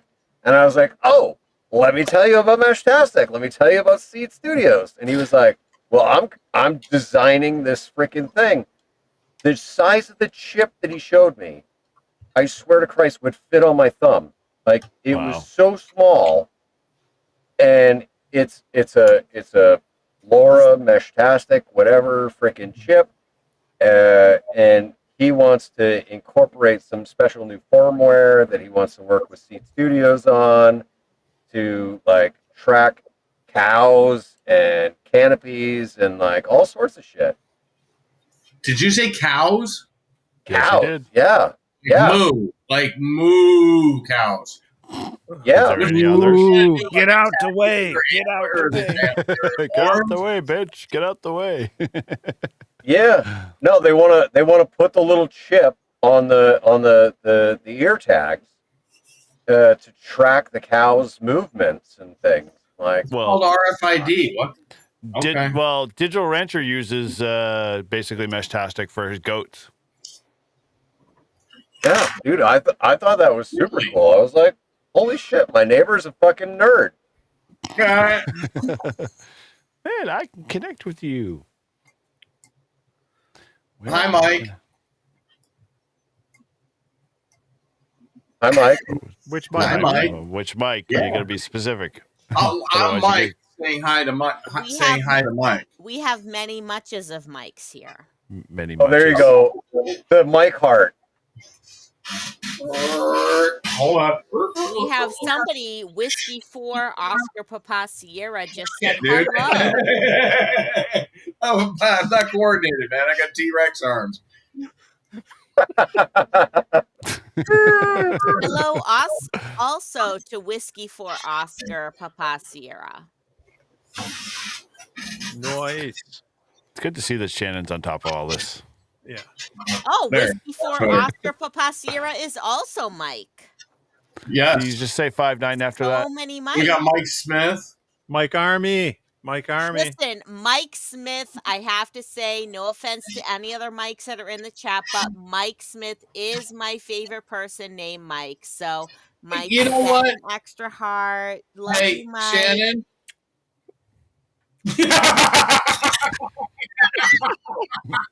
Holy moly.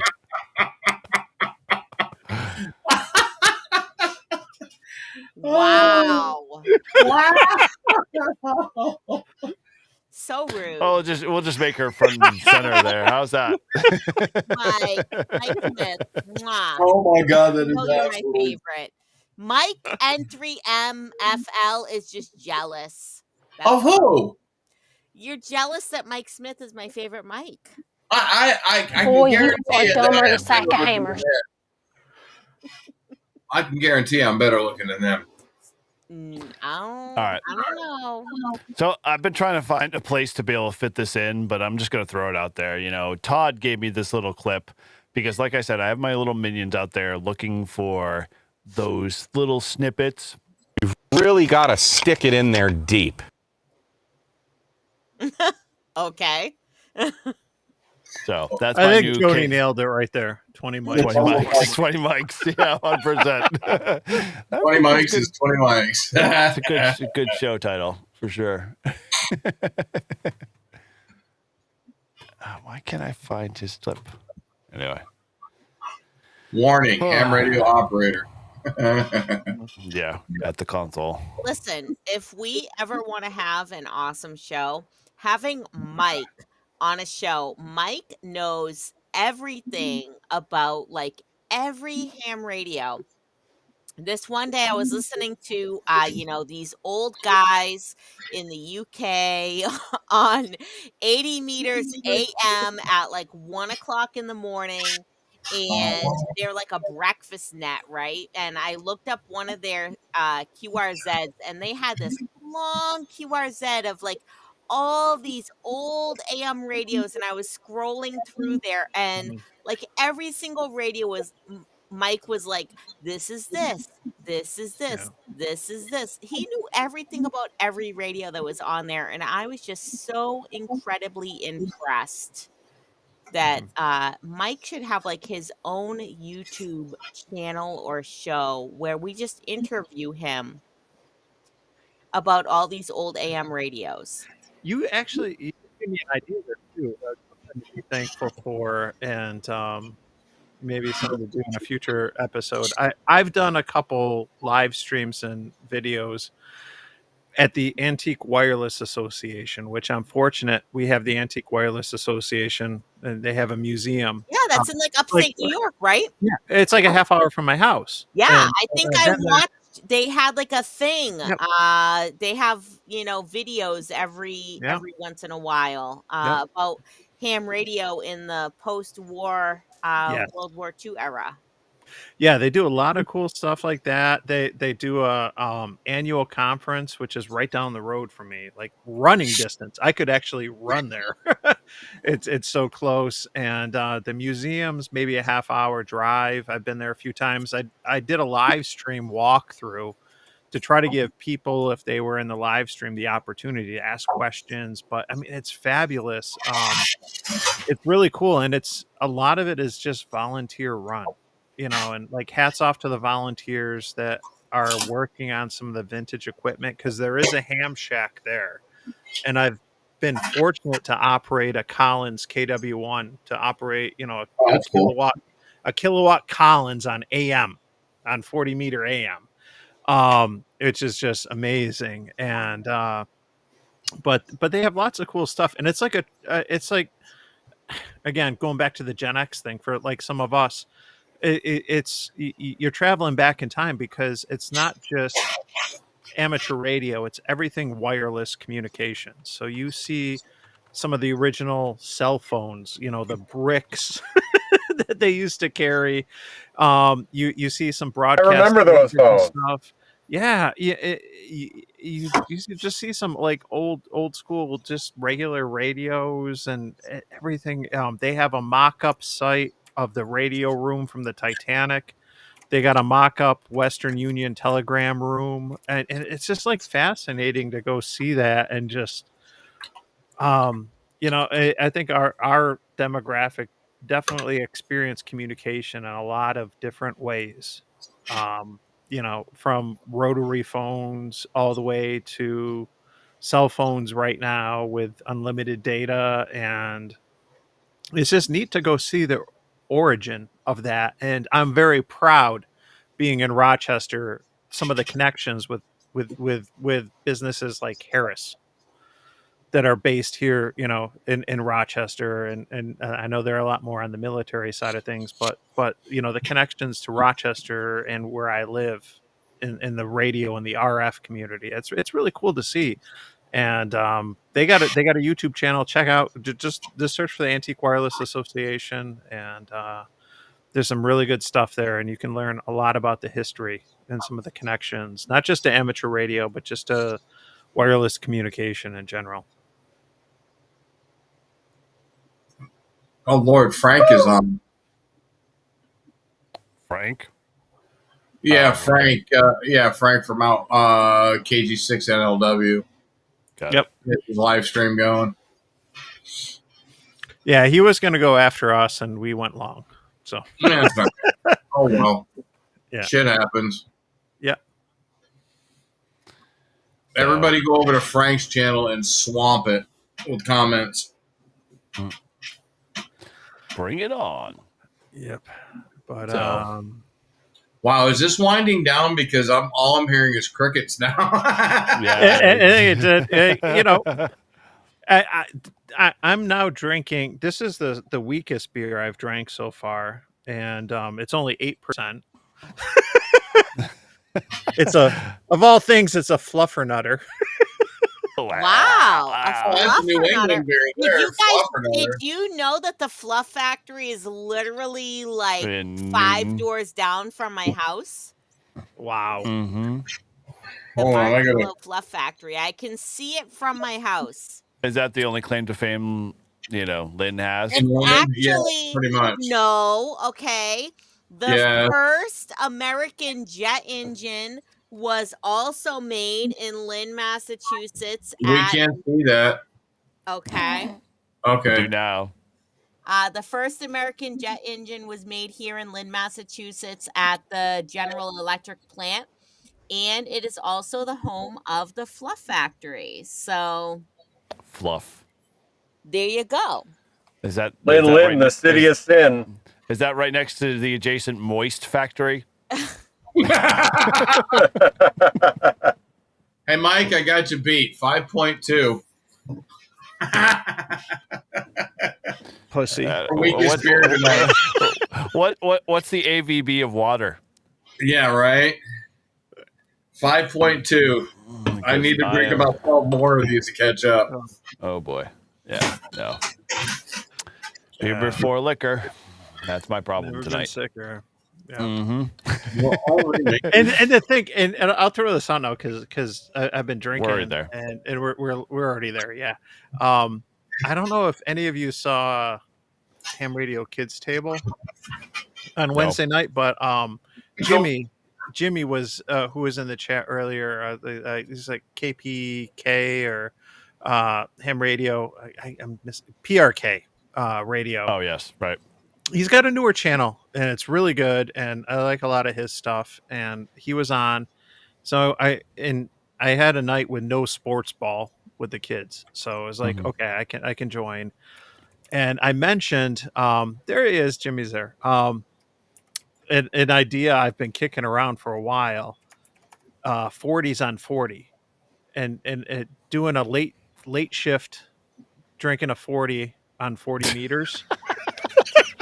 And I think I totally dragged it like downhill. He literally has to have like either Public Enemy or what's the other rap artist playing in the background while he's literally making contacts.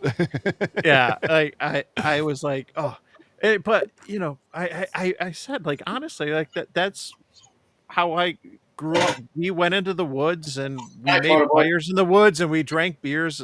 Half the time it was malt liquor or whatever, and that's what we did when we were teenagers, and we didn't cause no trouble and everything. But 40s on 40, at some point I'll do it. I got to figure out the legal logistics, but my licensed son, who has the general, is 16. He'll eventually have his driver's license, so I will have a driver at some point. But yeah, we'll see if we can get 40s on 40 going. just put them in a brown paper bag. You'll be the legality will be perfect. Yeah. Yeah, no, I do want to be respectful, because at the end of the day, like I do like the, I have some state forests nearby. I have town local parks. I want to be mindful of the park rules and stuff, whether it's alcohol or stakes in the ground and all that stuff, because I don't want to ruin stuff for anybody else. But yeah, 40s on 40 is going to happen at some point. Oldie and Swisher Sweets. 40s on Yeah, 40s on 40s. So if you're into, overlanding and you've got 40s on your truck, we can do a trifecta there. I got to do it in the next year before I turn 50. I got 33. I got 33 and a third, so that might not qualify. We'll put it under review. Yeah. Now, if somebody wants to get me some 40s, all right. Dude, can your turtle actually support 40s?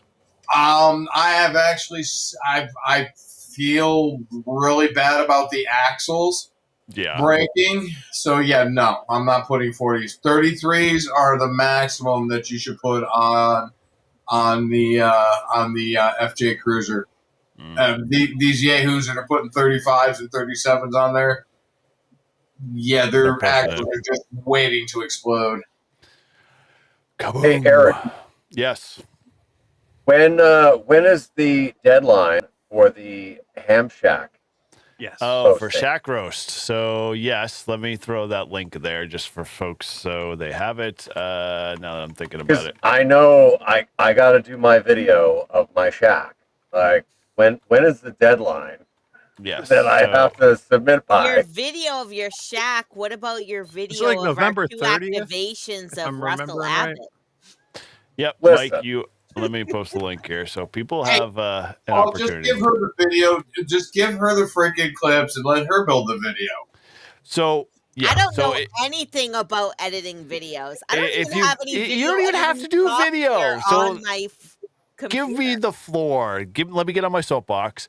So those that thank you for the full complete view here. So now that I've got your undivided attention and you can ignore all the rest of the folks behind the screen, Live Free and Ham, we're going to be doing our shack roast again for 2025. So if you haven't heard, you've got literally less than a week to be able to submit your shack. The link is in the chat.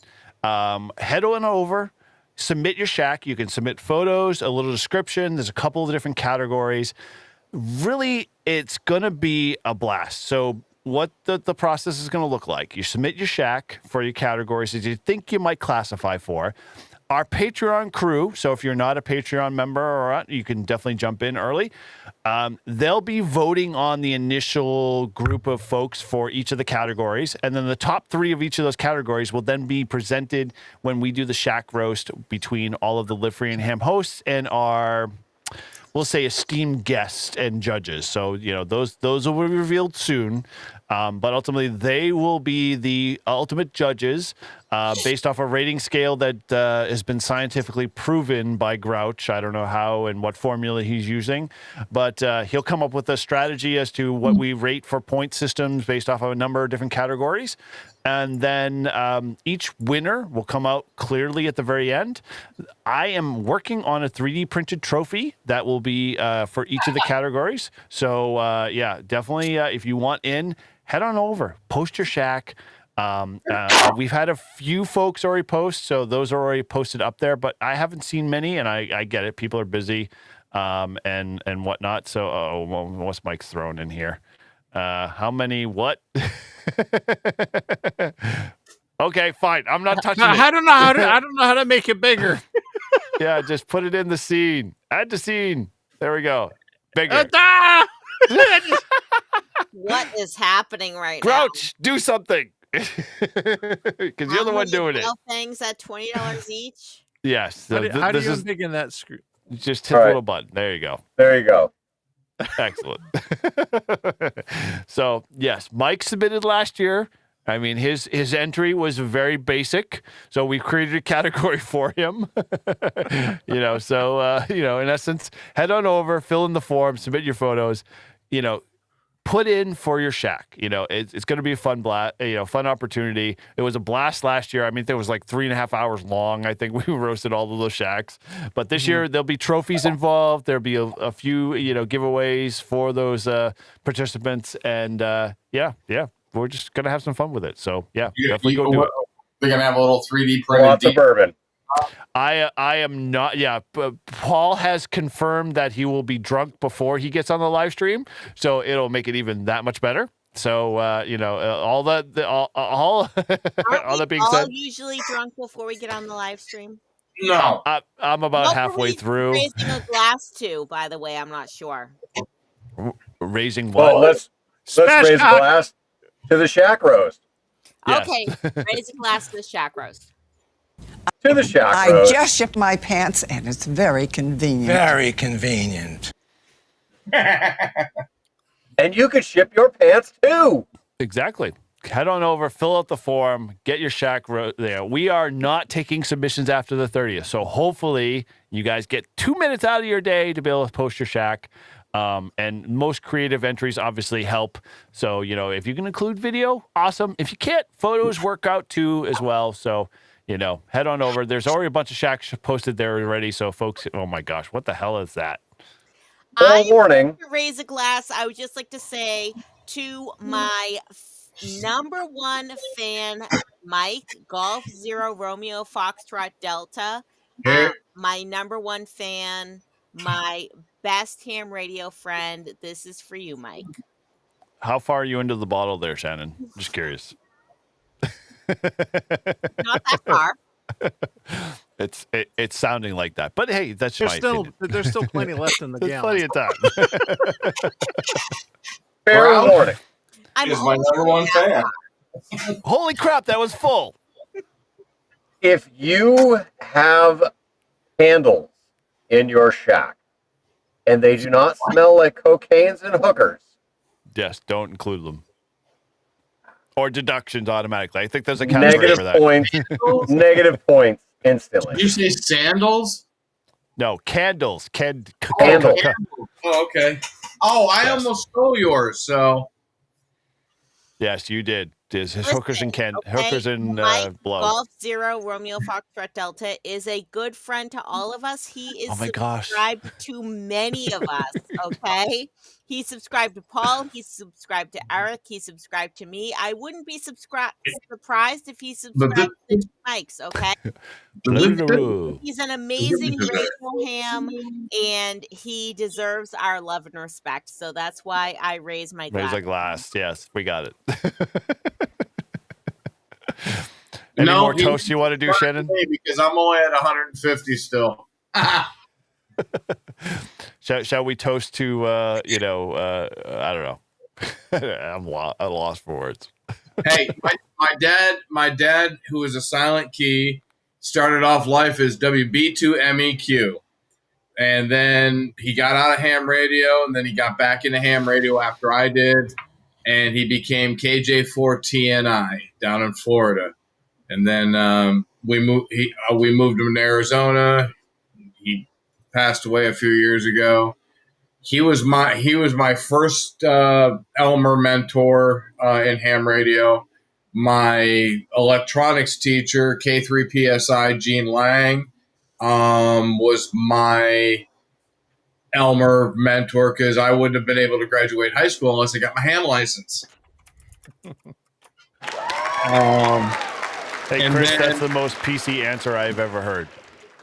What? That is a way to not pick a favorite. That's all I'm saying.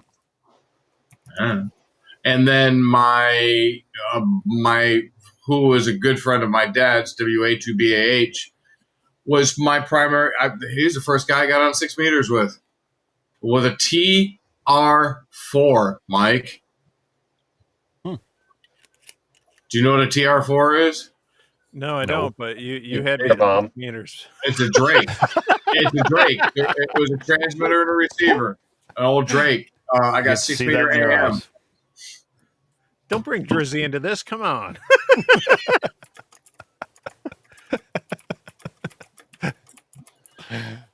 Hey, now. This hurts. 6'7". Oh my! Because you're lonely.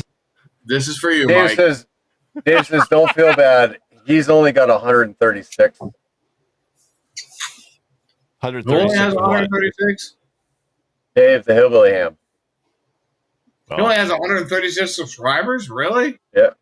Yeah. How the hell? Wow. I think I have 120 something. So, all right, well, let's make that better. Yeah, we got it. Let me grab his Are link you here. Yeah. Everyone should like and subscribe to the Hillbilly Ham. Let me post that in the chat Definitely. here. Oh, Here's the you're link. Head on over. Flood them. Yep. Flood him. We are a Hamily, and Hamily supports Hamily, okay? So if you are a part of the Hamily, you will subscribe to KE6GAE, the Hillbilly Ham. At least 29 people, 27. No, well, we lost two, but 27 in the chat there. So head on over, subscribe. Yeah, and just to point out too, like why it matters. Like the subscriptions are free. Like some of us that do charge and have memberships where you get some extra benefits, that's one thing. But at the end of the day, like to subscribe to any channel, it's free on YouTube.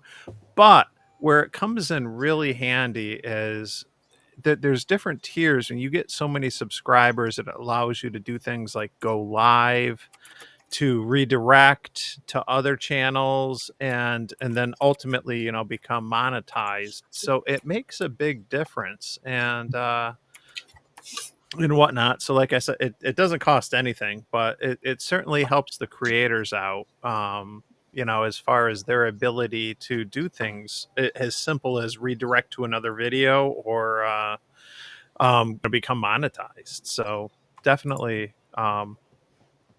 give some of these channels the subs, and like I said earlier in the stream, in the description down below for all of us, there should be a link to all the channels for those that have participated in the Northeast ham radio happy hours. A lot of those who aren't here today, we only do this once a month, and we kind of just pick a date that works for the most of us. It is what it is. None of us do this full time, but yeah. Yeah, hey Dave, you got one more subscriber, 204. Cool. Yeah, we'll throw all those links in the very end when we kind of do a wrap up. But I mean, obviously, like I'm thinking Rob's not here. I mean, he's been super swamped, and Matt and 3 are our Reliance dealer, which all of us, have, very much become, his patrons for antennas. He is my antenna dealer. No doubt, he literally controls all of us for sure. The dealer. Yeah. Oh, by the way, I'm getting some of his Kevlar wire coming up here within like the next day or two, I think. I should be getting it in the mail. Yep. He sent me some stuff recently I'm waiting on. Awesome. It's a good wire. Yeah. Oh yeah, it's really good. All right, because it's going to be put up permanent on the house, so I can have 90-degree offset Reliance end-fed half-waves. You can pull a tree down with that wire. I believe that. I will put it to the test. We will see if we can pull a tree down with it. But can it clean up dog shit? Is that the question? Can it clean up dog shit? Let's not go there. I know. Hey, Mike. Poor Watson. I think I know what that is. Yes. You know what that is? That's a mini. No, that's got a ground log. Is that Rabikoff? That's Rabikoff. No. Oh, no, that is a bug out. Yeah, it's a bug out. Random wave. Random wave? Random rave. Ruh-roh. It's 140. It's the rum speaking. Mike, Is that your 140 random wire? Yep. Oh, that's the. Oh. That's the Mike special. Yeah, I'm not used. I'm not used to. Special. Yeah, I'm not. although I have one of the bug outs that's white. I'm not used to seeing like that color, but I thought with the winder and that, because I got the Rybakoff. It Yeah, I've with got a that rubber dual cup too. winder. Yeah, But I asked him. I specifically purchased this, and he sent it to me. And it's the end-fed random wire bug out. He even made the new stickers for it too. that was the first one I bought from him, to be honest. Was I bought the end-fed random wire like before, yeah, and when he and Matt's great. Matt sent me him. He was like, "Oh my gosh, like, hey, I just realized who you are. Like, like let me send you like some other stuff or whatever." But the random wire, I was like, no, I got plenty of end feds. I kind of was like, let me get like a really small 9-1, to mess around with. And I had just ordered that, but then he sent me. He's like, "Oh, here, I'm gonna throw in some wire and some other stuff." He's been great, and it's been fun testing stuff as he's coming out with it. And I think there's, for what he's doing, and you think about the form factor and the cost and everything, I think it's an attractive market. I was just reading.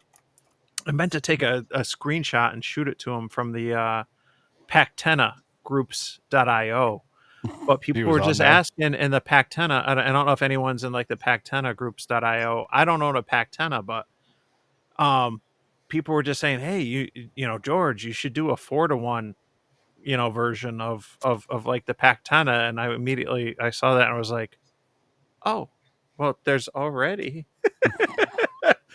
and some of these guys are thinking about it for things like, like the KX whatever,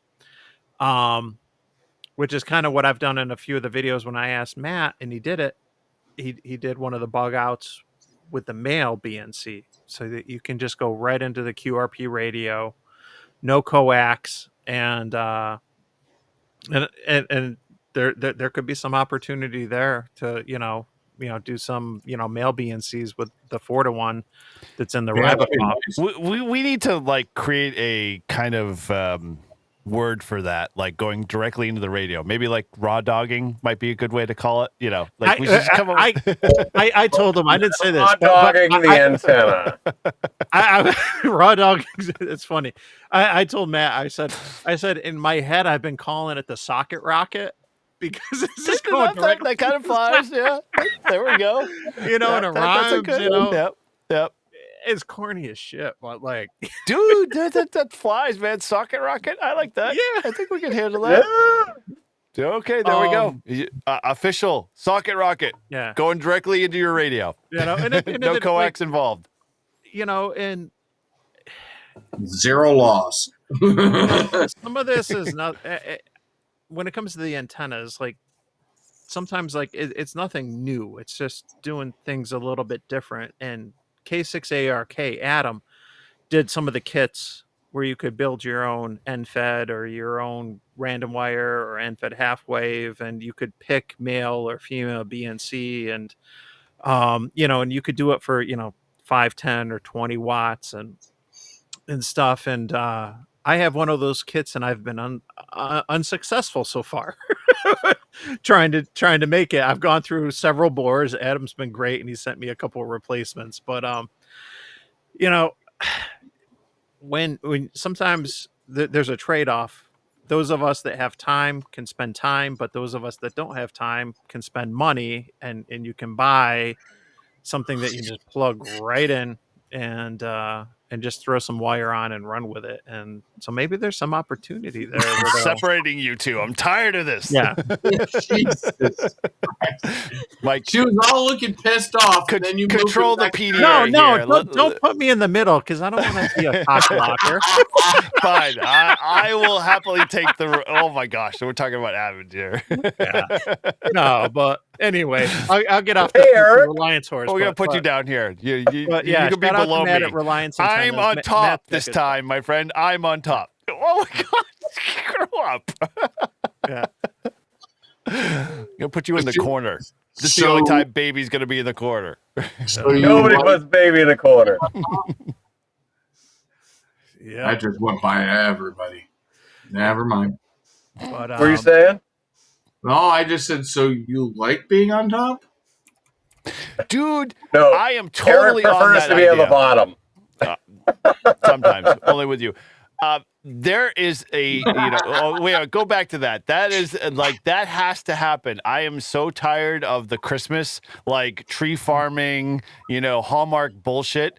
There needs to be a ham radio Hallmark movie. Come on, let's get this happening. I will watch it. I will be the first one to watch it, and we'll watch it the whole entire season of Christmas, because I'm tired of seeing the bullshit tree farmers getting involved with a, corporate America girl and whatever. I'm done. I'm just done. That I would don't be even know what the amazing. hell you're talking about, Eric. A ham radio Hallmark love story. I'm there for it. I'm just saying. Totally. I will buy into that 100%. I'm going to write to Hallmark, and they're going to create that damn thing. They will have an audience in, full gaze watching that whole entire thing. they'll watch it on replay. What? What? Nothing. Excuse me? Baking powder? Yeah. Well, makes you look like an ass. Poor Mike. Leave the World Behind. Woo! I know it's not a Hallmark movie, but did any of you guys talking see about the that End of the on World Netflix? movie? Yes. On Netflix? That was, yep. Yeah, Okay. that was sad. That was a very sad was. movie. Yeah. That was a Yesu radio, though. It was a Yesu. We need the icon one. Well, there'll be an icon version, but it'll be much shorter. Yeah. But I think for those of us who are still hanging strong on this, now we're down to 29 viewers. Yeah, I know, right? We've really lost audience. But the dedicated hams and Gen Xers, to kind of see like that radio room, and then see the Friends DVDs put in. Oh, yeah, I know, right? I was just like, yes. I'm like, they knew they could get to me. They understood me. The fields. For the love of RF. There you go. Yep. For the love of RF. That love actually of works. RF. I think we're onto something here, man. I'm going to have to reach out. I have to say that I can't remember who was it that I was talking to about it. Was it you, Paul? We were talking about the possibility of maybe having a dating game episode of Live Free and Ham. Yes. What I had a good name for Why it. do It was I like have to with keep separating matching or something. It was Why are you separating us, Eric? Don't hate. I'm not hating. I'm just controlling. What? The ham radio matchmaker. Oh, we have way too many I males had already, for female. I had already come up with some questions, like Bachelor #1. If I we am were to go on a sure- ham radio date, like what would it be? And I am sure I can get other YLs, including She's on Frequency, and Pota Power would be another one. married. Matching doesn't Network, matter, that was it. but in essence, if you're doing this matchmaker fake thing, game show, But it's not fake. It's real. I see. I didn't know we were making a mate for you. Sorry, I didn't know this is my responsibility. All of a sudden. We're supposed to be finding a new lifetime. When did this partner happen? for Socks. I didn't know that was my mission. Hey, Mike, can you take this back, please? Yeah, please. Take it back, Mike. We're apparently on. Take control, please. I had hold the on, name hold for on, it hold back on. then. We'd have to look, but what do I call it? Like the Matching Network or something, or on. Yeah. Listen, I always said that there should be a legitimate dating site for ham radio operators, but I would probably be the only YL on there. Well, But- didn't we say it would be only hams or something like that? I mean, I think only hams already exists in a jokingly fashion. It does, but why not make it a reality? That's what I'm saying. But, I would probably be the only woman on there. But Dave, you have no clue how far this could go off the rails. Well, We the domain is can available. try. Oh, We there you can go. try and find some other ladies for the matchmaker show. see, even But- Chris said, Shannon, if that happens, you will be the only YL on there. See? So, Paul, right. we'll just point to this on top of Live Free and Ham, just with like Carlos, just like men for Carlos, and Get Hammed, and all of the other ones. But We'll just be only hams. single OMs, if you want to be a contestant on the Ham Radio Live Free and Ham dating show, I think Paul and I are planning a Live Free and Ham dating game, and I was already coming How is up with this Live Free and questions. Ham sacred? How did this get to Live Free and Ham? I'm still kind of curious as to how the Live Free and Ham aspect rolls into it, but whatever. Yeah. But, Unless I you're like mean, pulling from our audience. I don't know if Paul being a contestant on there possibly is a conflict of interest. Since Well, it's definitely some interest. I don't know whether it's a conflict or not, but All right, check this for a Hallmark promo, right? This Christmas, in the quiet little town of Cedar Ridge, one woman is about to discover that the key to connection isn't Wi-Fi. Dun, dun, dun.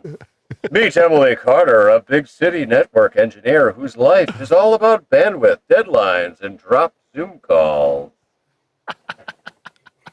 Oh my God, dude! All right, so if the winning, I'm gonna throw this challenge out. The winning bachelor has to take me on a date at Hamvention.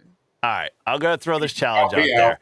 We need to take AI to that next level, and someone needs to create a trailer that is literally for this Hallmark ham radio movie, and take what Grouch has already said and put this damn thing together, because you will be a god if you can get that fully created and posted out there for everyone to use. I will promote the hell out of it. So I'm throwing the challenge down. The 23 people that are left in the chat, go to it. Meet our first contestant, Jake, a local ham volunteer firefighter and the kind of guy who still believes in Christmas miracles. A good grounding. Who also loves Aries. Listen, okay? My only criteria is that you must love POTA, okay? That's a very low bar, but yes. I mean, that's like 90% of this audience. Exactly. Oh my God, you're not going to believe what ChatGPT. Yes, that AI engine. Yes. What about it? Signals of the Heart, a Hallmark holiday movie concept inspired by ham radio. Did it create a whole script? Wait, sometimes the strongest connection is the one you can't see. Oh, dude, you got to send this to me. I got to get into the AI engine and make a whole trailer video on it. Dude, there's a plot summary. Oh my God, this is awesome. Is it starring KC10HT and N10G? Why does it have to be you guys? Well, there's plenty of other supporting actors. Because I'm the only single YL out there. Why does it have to be female and male? Why can't it just be like two partners? Yes, Eric wants the gay Hallmark movie. It might as well if we're really going to this level. I just sent it to you in Discord. Sweet. I will do my best job. Thank you. Oh my God, there's going to be a crazy blizzard. Oh my God, the power goes out and all communication is lost. Yes. Eric's like, and I am the best bottom that ham radio ever existed. All I have to say is that Paul will be writing the trailer and intro music. I mean, he does have the best AI He does. videos. So. Oh my God, dude, this is gonna be crazy. We're gonna have to make this happen. I gotta share something as we were talking about this. So, those of you probably know my fondness for the movie Fletch. Yes. And this is some old school art therapy, way before AI. This is been my hopes and dreams is that NBC would do the Fletch Christmas special.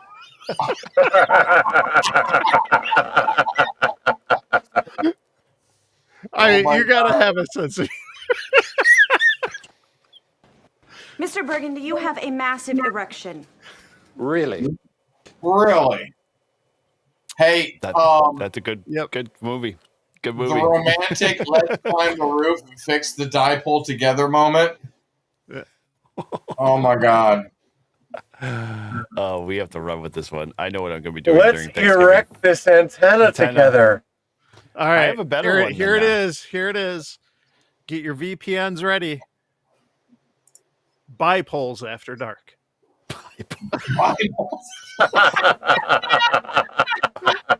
Man, what is wrong with you?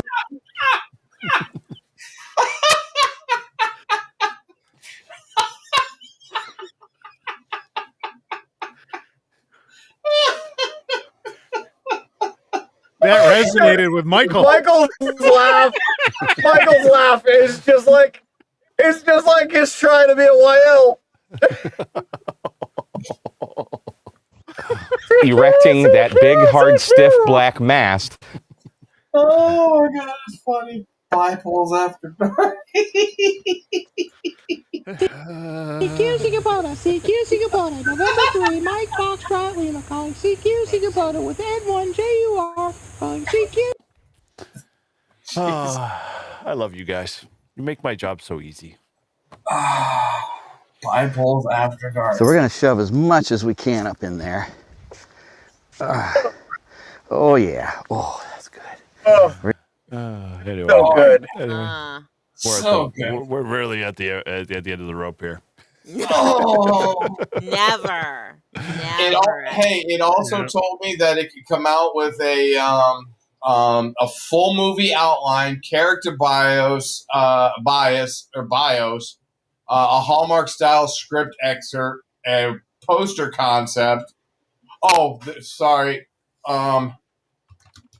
Do the poster concept. I want to see what this thing goes. Yeah, send it to me, dude. We need to add this, and I will spend my every waking hour getting this built. There's a bottom half. The keys. Oh my god, it's giving me everything. Oh, dude, that's awesome. Shannon thought she had life perfectly tuned. Big city network engineer, big promotion on the line, and absolutely no time for small towns. But when she set foot in Cedar Ridge to repair an old emergency radio system before Christmas Eve. Why is it I feel like I'm sitting next to my wife watching God, this? this is a computer. This is not art. Come on. Come on, people. Oh, my gosh. Oh, my gosh. Yeah. See, this is creativity flowing. Oh, it's making me a poster. Oh, then you just have to share why it. are you not sharing your stream right now? It's still processing. Yeah. And Shannon will discover sometimes the strongest signal is the one you never expected. Paul, are you Why do I have a writing feeling? love story starring you and me right now? Why do I have a feeling that like the next week and a half of shorts from Paul's channel are going to be exactly this little segment here? Yeah, exactly. Those are the days of our ham lives. I wish I was recording this. It'd be hilarious. Oh, you can go back and replay. You'll be good. This holiday season, tune into a story about hope, community, and ham radio. Because the best connections don't need a data plan. Well, we either know Hallmark sells or sex sells because obviously we just gained 4 subscribers. Listen, yeah, we got more people watching because I'm telling you, the people want the YL that wants the ham radio. I'm just saying. The YL that desires ham radio.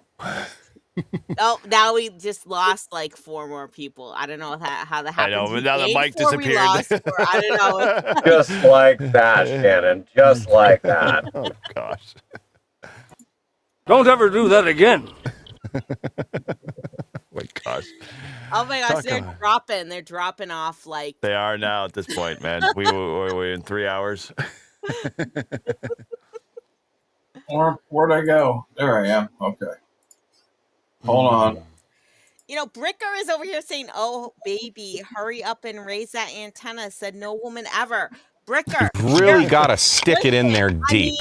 you're obviously not talking to the right women, okay? I'm just saying. Signals it hard. Oh my god. Listen, Dude, that could 100% that is be me. awesome. Dude, that is freaking awesome. Oh my gosh, that little ham radio antenna microphone. Oh, there's a I button. love it. Dude, you gotta read what I sent you. Dude, I am gonna do this. I'm gonna create the trailer for that, and a little bit of a bumper, and then I'm gonna throw it on my YouTube channel. And then when I'm sitting there in the living room, my wife's like, "Oh, I want to tune in a Hallmark channel." I'm just gonna go to my YouTube channel and play this and watch her reaction to see what the hell she thinks. Because she's like, "This cannot happen. This is ruining Hallmark for me." How can I share this whole? I can share it with you, Eric. Please do. Yeah. Send it my way. All right, I'm gonna share this whole thing with you. And This Christmas, love is on the air when Big City Network engineer Shannon is sent into a tiny mountain town to fix an emergency radio system. The last thing she expects to find is Jake, a small-town ham who still believes in Christmas miracles and good grounding. As a blizzard knocks out the phones and power, Shannon and Jake must rely on one tiny signal to keep the town connected and discover a frequency that reaches straight to the heart. You gotta put a little echo on your voice next time. About how Shannon's heart was so broken because she's like a widow at the young age of 41. Was that in ChatGPT? What's that? Say that again. Ask the question again. Oh, was it in ChatGPT that Shannon's heart was so broken because she was a widow at the age of 41? No. All right, here you go.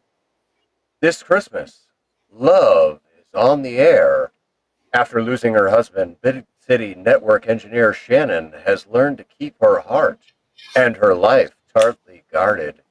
But when she's sent to a tiny mountain town to repair an old emergency radio system, the last thing she expects to find is Jake, a small town ham who still believes in Christmas miracles and good grounding. When a blizzard knocks out all phones and power, Shannon and Jake must rely on one tiny signal to keep the town connected. And Shannon discovers new frequency, hope that just might reach her heart again. Dude, you gotta work on the echo there, or add some reverb to your voice.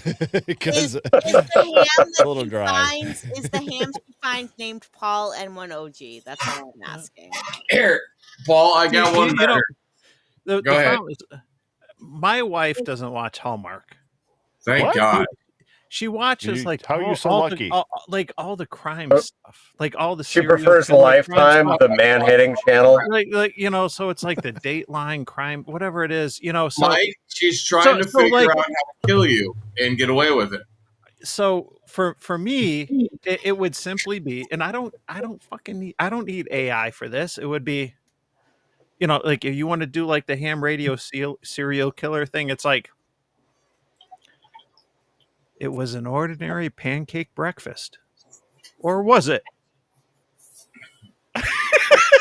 Because that's like how all these things start. Like it's just like, it was an ordinary day, or was it? Because maybe I found that more amusing than everyone else. Mike's wife discovers RF and the power of communication. Wow. All right, you want to hear what this one says? It says, when a big city tech marketer returns to her snowy hometown for the holidays, she unexpectedly reconnects with a mysterious ham radio operator whose comforting voice got her through a difficult winter when she was younger. Little does she know that the voice belongs to the quiet, kind-hearted man who's been living across the street all along. And his name is Mike N2MAK.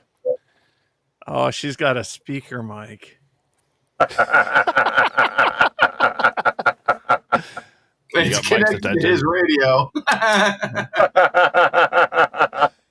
That's cool. That's some serious gray man shit with the scarf and the speaker mic. Like that's like tactical. You don't see coming. Like you don't see that. You don't see that regularly. It's tactical. I love the fact that if you haven't noticed that like one of the actual Christmas trees is a tower. Yeah, it's a ham tower. That's actually in the description of this whole thing. Yeah, that's awesome. That's awesome.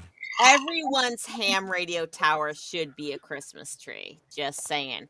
What about Christmas lights on the air? Okay, who has made Christmas lights into antenna? Because Josh. I have That done would be Josh. I did it That's because Josh did it. Okay, it was amazing. Paul, you've done it. Did it? You get a heart, Paul. Oh my gosh, let's move this over here. I'm tired of this. Oh wait, wrong side. No. Hey, Mike. Sorry, Mike. Wrong way. There you go. Oh, yeah, buddy. Oh my god. See, even KP5UTY said that they have made a Christmas light antenna, okay? Christmas lights on the air, Clota, is amazing. There's people still watching. Yes, there are. People watching. And it's increasing last time I checked. Oh. But, you know. We did so good for the first 2 hours. Okay. Well, you know, hey. We are here for the N1OG Blind squirrel gets a nut every once in a while. romance novel, Hallmark movie coming soon. Wait a minute. Are we taking off our shirts and doing Fabio? I mean, I don't think that would be allowed for me, but maybe for you it would be. I'm pretty tired. Think I'll go home now. Maybe shirtless live streaming is a Weekend Warriors only thing. That's Yeah. more Or OnlyFans, you know, one of the two, you know. Exactly. That and gay Dude, chicken. We had a Weekend Warriors after chat. That the entire after chat we were all shirtless. Oh my gosh. I wasn't there for that one. Way to drum up the views there. Yep. See if you can I find mean, out which you wanna episode go that to- was. You want to go to Weekend Warriors after chat right now? Good luck. Why don't- It's a members only. So Yeah. Thank God, after all of these memberships that have been gifted out this weekend, this evening, I'm sure I'm a member somewhere. Oh my gosh. oh, I believe it's Patreon members only. You notice what I noticed something when I gifted the 10 that Shannon was gifted a membership to Paul's channel, and shouldn't she already have been a member of Paul's channel? Apparently, Why she would fell I off. be a member of Paul's channel? You were last month, the last time I recall. I think you got She one was of the 5 fired. gifted. She was gifted one last month as well. So she's on that train then. She's on the free membership train that happens literally once a month when Tortoise gets paid. I was very much a first class passenger for that for a long time before somehow I fell off. I was $20 like, super chat. yeah, put your shirts back. All right, Only hold on. $20? Come on. My shirt says send QSLs. What does that tell you? No. Okay. Let's remove that from the scene there, friend. We are not a friends only show. Oh my gosh. I can't fix the view. Hello. Oh boy. Take it off. Take it all off. Oh my gosh. Wow. This is the me talking at this point. And on that note, hey, y'all have a very good Thanksgiving. Thanks for watching. Talk about a done turkey. Anyway. Paul, if you could be any paler. can't help it. He's about as white as Mike's legs are. Yeah. My legs are whiter than that. Oh, God, that hurt. Suck. Anyway, Live stream is somebody doesn't end up shirtless, right? Sadly, I don't think I've ever been on. This is my first one. Yep. All right, how much money you guys gonna give to Paul? Oh my god! Oh my gosh! I don't have a clip for this. You're a huge embarrassment. I don't have a clip for this. All right. Well, maybe we should start to wrap it up. Yeah, I think so. Thank you, Mike. Appreciate that one. To wrap it up. I'm gonna start. There's always one. I'm gonna start sending nudes to all of my channel members. It is $5 to get a nude. It is $25 to not get one. Get a nude. So please just submit whichever way you want to go. Let me know. Yep. With the 100%, Bob Koff's only willing to charge you $150. So I don't know what that one relates to. Whether he's saying you owe him $1.50 or he owes you $1.50. Jack and Jill went up the hill, both with $1.25. We won't finish that one. So we are going to end at Signals at Heart. So, Mike. So to wrap things up. But stay tuned because maybe Paul and I will start an After Dark live stream. Oh boy, my gosh! Shannon's been chomping at the bit.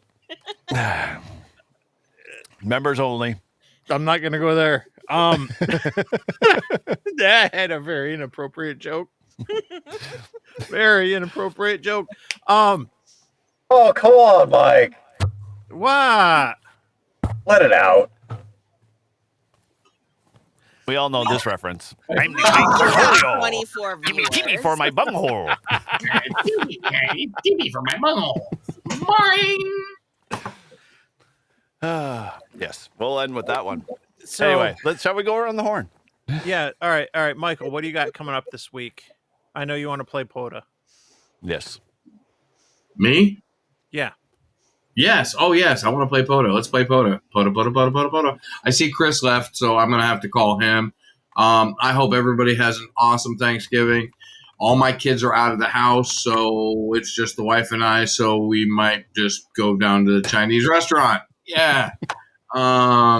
It's I really, really hope that everybody has an awesome Thanksgiving. I hope that you guys get to see family, friends, loved ones, and cool. Party on. Thanks for coming. Yeah. Awesome. And let me throw his link there in the chat if you have not subscribed to Mr. Tortoise and his wonderful content. There you go. Sweet. What about you, Eric? Oh, over to me. Yeah. N1JUR Amateur Radio. You can find me everywhere. I have to say that I have been a little bit asleep at the helm there. I've got a couple of members' videos that are in the queue, but I have not converted them over. So they're coming soon. But if you want to get advanced access to, like Grouch says, check with me on Patreon, check me on YouTube, channel members. And I thank every, new YouTube channel member. Appreciate all you guys being part of that. Looking forward to reaching out to you guys and sharing some cool stuff. I guess from a standpoint of, videos, I think I've got one in the pipeline related to my All-Star setup in the back of the truck. So that'll be kind of like an addition to my truck series that I already did for HF. So that's coming soon. We'll just be doing Brew and Activate every Fridays, 10 a.m. Check us out over there, Shannon and I. We're very much more coherent at that time frame. We're only hopped up on caffeine, so, it's not that bad. But, yeah, we had a really good episode this Friday. I really enjoyed it. That was a blast talking about how to get POTA in your clubs. But there'll be more stuff coming soon, so check that out and come be part of Shannon and I's channel. And, from a standpoint of me, just subscribe and become a Patreon member, and you'll get all some cool stuff. So, yeah, that's all I got. All right, shirtless wonder. What you got? All right. So for those that don't know, all right, we're gonna be doing a Weekend Warriors podcast tomorrow night, live on the Grouches stream. Okay. Do it now. Let's And do it now. I promise it's gonna be good. It's gonna be very good. It's gonna be bigger than you've ever seen. Okay. No, seriously. Okay. So listen. Yes, Weekend Warriors. Tomorrow night, 9 p.m. Eastern Central Time or Eastern Standard Time. Yeah, I've got the latest skydiving video is available for channel members only. I'm going to upload it to Patreon after this stream. I do have 4 other videos that are in the queue. I apologize that it's taken so long, but I am dealing with power problems here at the drop zone. So I am only able to edit for a few hours at night. Otherwise, the system gets overloaded. So thank you to all my channel members. Thank you for all of the channel member milestones. Look at that. Holy shit. We got channel member milestones. We got Chris Bricker, member for eight months, saying he'll drop this right here. And we got KB5 UTY, Dave, member for 3 months, saying here's my $25. So thank you so much. Yeah, listen, channel members, Patreon members, super chats, and all of that good stuff. I put all of that money directly into skydives so that I could do extra skydives. I am hopefully going to do a parachute mobile tomorrow. Unfortunately, I will not have video of said parachute mobile, but I will record the audio on my radio. So I'll put the audio up anyway. And yeah, I just want to say thank you. I absolutely love when we get together. The Northeast Ham Radio YouTube crowd. This is always a good time. I always like drinking with you guys because you guys, you're my friends. You're my friends. You're what I got. So you're my thank boy, you. Blue. You're my boy, Blue. We're going streaking. And with that, I'll say, thanks again. Appreciate everybody that's, been a member and been watching on my channel. But I'll turn it back to Net Control. Thank you. Shannon? So remember, women don't find you handsome. They should at least find you handy.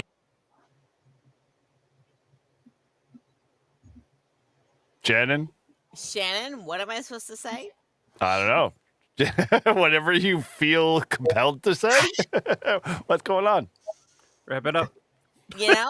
Wrap it up. Wrap it up, box. Okay, I got it.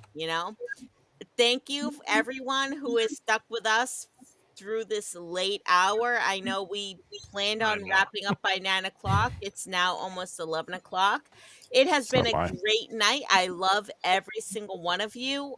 It would probably be frowned upon if I decided to go topless like the Grouch over here, there, wherever 100%. he is. I The don't ratings know. would go up, though. Somehow it's okay for God. guys to go topless, not so okay for girls to go topless. But I am a lady, okay? Thank you. So I least- am 100% classy. At least one of you are. So I I will know. not be taking my shirt off anytime soon. But I will say 7-3 to everyone. I hope everybody has a great night, a good Thanksgiving, and I will look forward to seeing you sometime next month during the Christmas season. And next week. Next week? Well, yeah, next week for, Fine. our- Rune activate. I see where the line has been drawn at this point. It's like Rune activate, whatever. Fine. Just go hang out with Paul. Heart him all you want. Go ahead. Yes, Paul is, 100%. He is my heart. I can't help it. But Yeah. Whatever, wizard. Move along. My Podahart knife. Wizard. We've been separated by distance. Blah, blah, It's so very blah, sad, blah, but Mike looks like he's about to fall asleep. Don't want to talk to you no more, you. blah, blah, blah. Anyway, Mike, where people can reach out to you? Please have something. Yeah, I am dropping links in the chat. Boom. Look at all those links. Tomorrow there'll be a very hungover live stream. Yes. I am doing a live stream giveaway thanks to Radiodity. Ooh, shout out to Reliance. That's a nice shirt. There we go. Nice shirt. All right, I'm calling that. Please put it on. Please, for the love of God, put it on.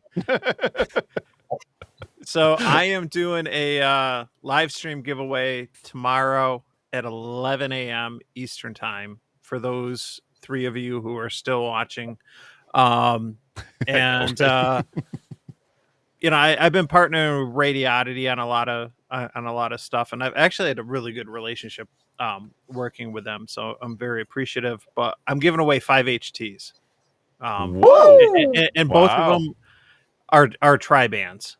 So we're doing a 5 HT giveaway tomorrow. Freddie Mac, the Ham Radio Crusader, is going to join me and keep me company on the live stream. And so we're giving away 5 radios, and we're just going to kind of go through some of the Black Friday deals that Radiodity's got. Please leave your message. Damn it, he didn't answer. Yeah. Hey, everybody say hello to Matt. Matt, hey, Matt. Hello, Matt. And Matt, why weren't you on the live stream, Matt? Where are you, Matt? Well. We don't hear Matt. No, Matt. Bye, Matt. Love you, Matt. So, but anyway, hey, we're giving away 5 HTs tomorrow. So if you tune in, the plan is for it to go for an hour and not for 4 hours, but who knows? I don't plan on drinking at 11 in the morning. And since it's a sponsored giveaway, like I don't plan on drinking during it, but you know, you never know. But I will have a shirt on. I'll at least say that much. So what kind of radios are you giving away, Mike? They are one of them is a Baofeng, and that's why I'm calling it Happy Thanksgiving. It's a Baofeng UV. It's like the 25 Pro 25S or something. It's one of the 25 watt tri-band. Nice. Or 10 watt tri-band Baofengs, and the other one is a Radiodity one. If you click on the link, I think there might be some more in the description on the actual live stream link for it. But there's 2 different. Radiodity picked them. One's a Radiodity radio, the other's a Baofeng. But like I said, both are tri-band, and I think one's got GPS, one doesn't. Ooh. But hey, it's Mike, 3 radios. But Mike, what will he do next? Come on, what will you do next? What more can you give us? So cool. So yeah, tune in. I'm happy to do it, and they got some cool deals. So like, you know, in between the giveaways, Freddie and I'll just kind of go through and I'll share, like, you know, my honest thoughts on some of the stuff. Like I've been carrying this freaking the Baofeng Mini, the most controversial radio out there right now. Century. I've been carrying it in my pocket for like the last week. You know, so like, you know, Freddie and I have kind of like share our thoughts on, like, you know, honest feedback. These are there's some really good deals out there, but you know, we'll focus on those. There's some other stuff that, you know, we won't talk about, but you know, it is what it is. Like, you know, I'm not going to talk trash, but you get the idea. Like, you know, I'll share what I really think, and you know, this is a good time for some deals. And I raced to get my tech ticket before Thanksgiving, so that in hopes that there'd be some good Black Friday deals, so that I could get a good HT, and that's when I got my Yaesu. So the rest is history. Yes, it is. So Dave said he got the prison edition. Does it come with a prison wallet too? Yeah, I don't have the prison edition, and what's confusing for me is I'm one of the anomalies that have both the ham and the GMRS version, and I've got both of them in the same color. So I have you're probably not going to see it. I've got like the freaking labels. I had to label them all with my call signs. And so there's like the GMRS call sign on the GMRS ones and the my ham call sign on the others because they're all black radios. Yeah, they're gray actually, and it looks really nice. It's a very nice color, gray. Well, I just ordered one today. Believe it or not, just to jump on the bandwagon. It was $29. Yep.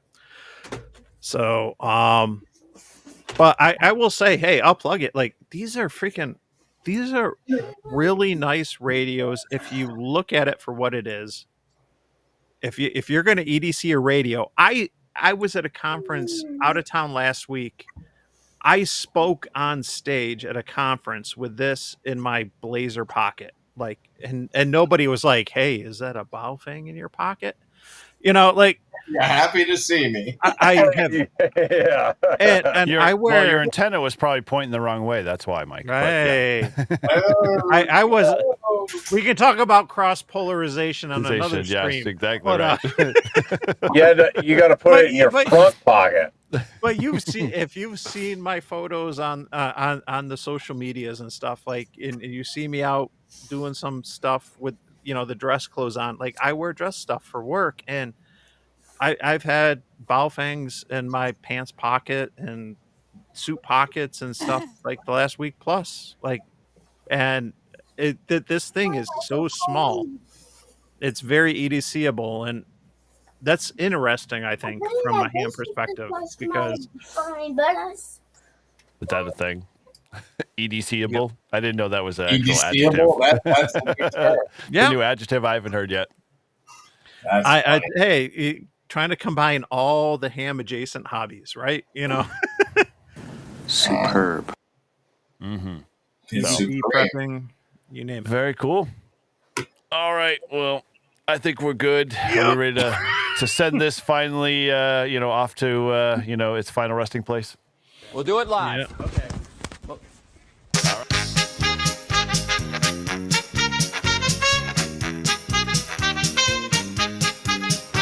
From the back roads of New Hampshire, rain or shine, he's calling CQ with that mobile line. Eric's got his 891 and A-Task tight. He's chasing them parks from morning to night. We're calling CQ, come join the ride. From salty shores to mountain highs, a motley crew with wire and drive, tossing antennas in trees to feel alive.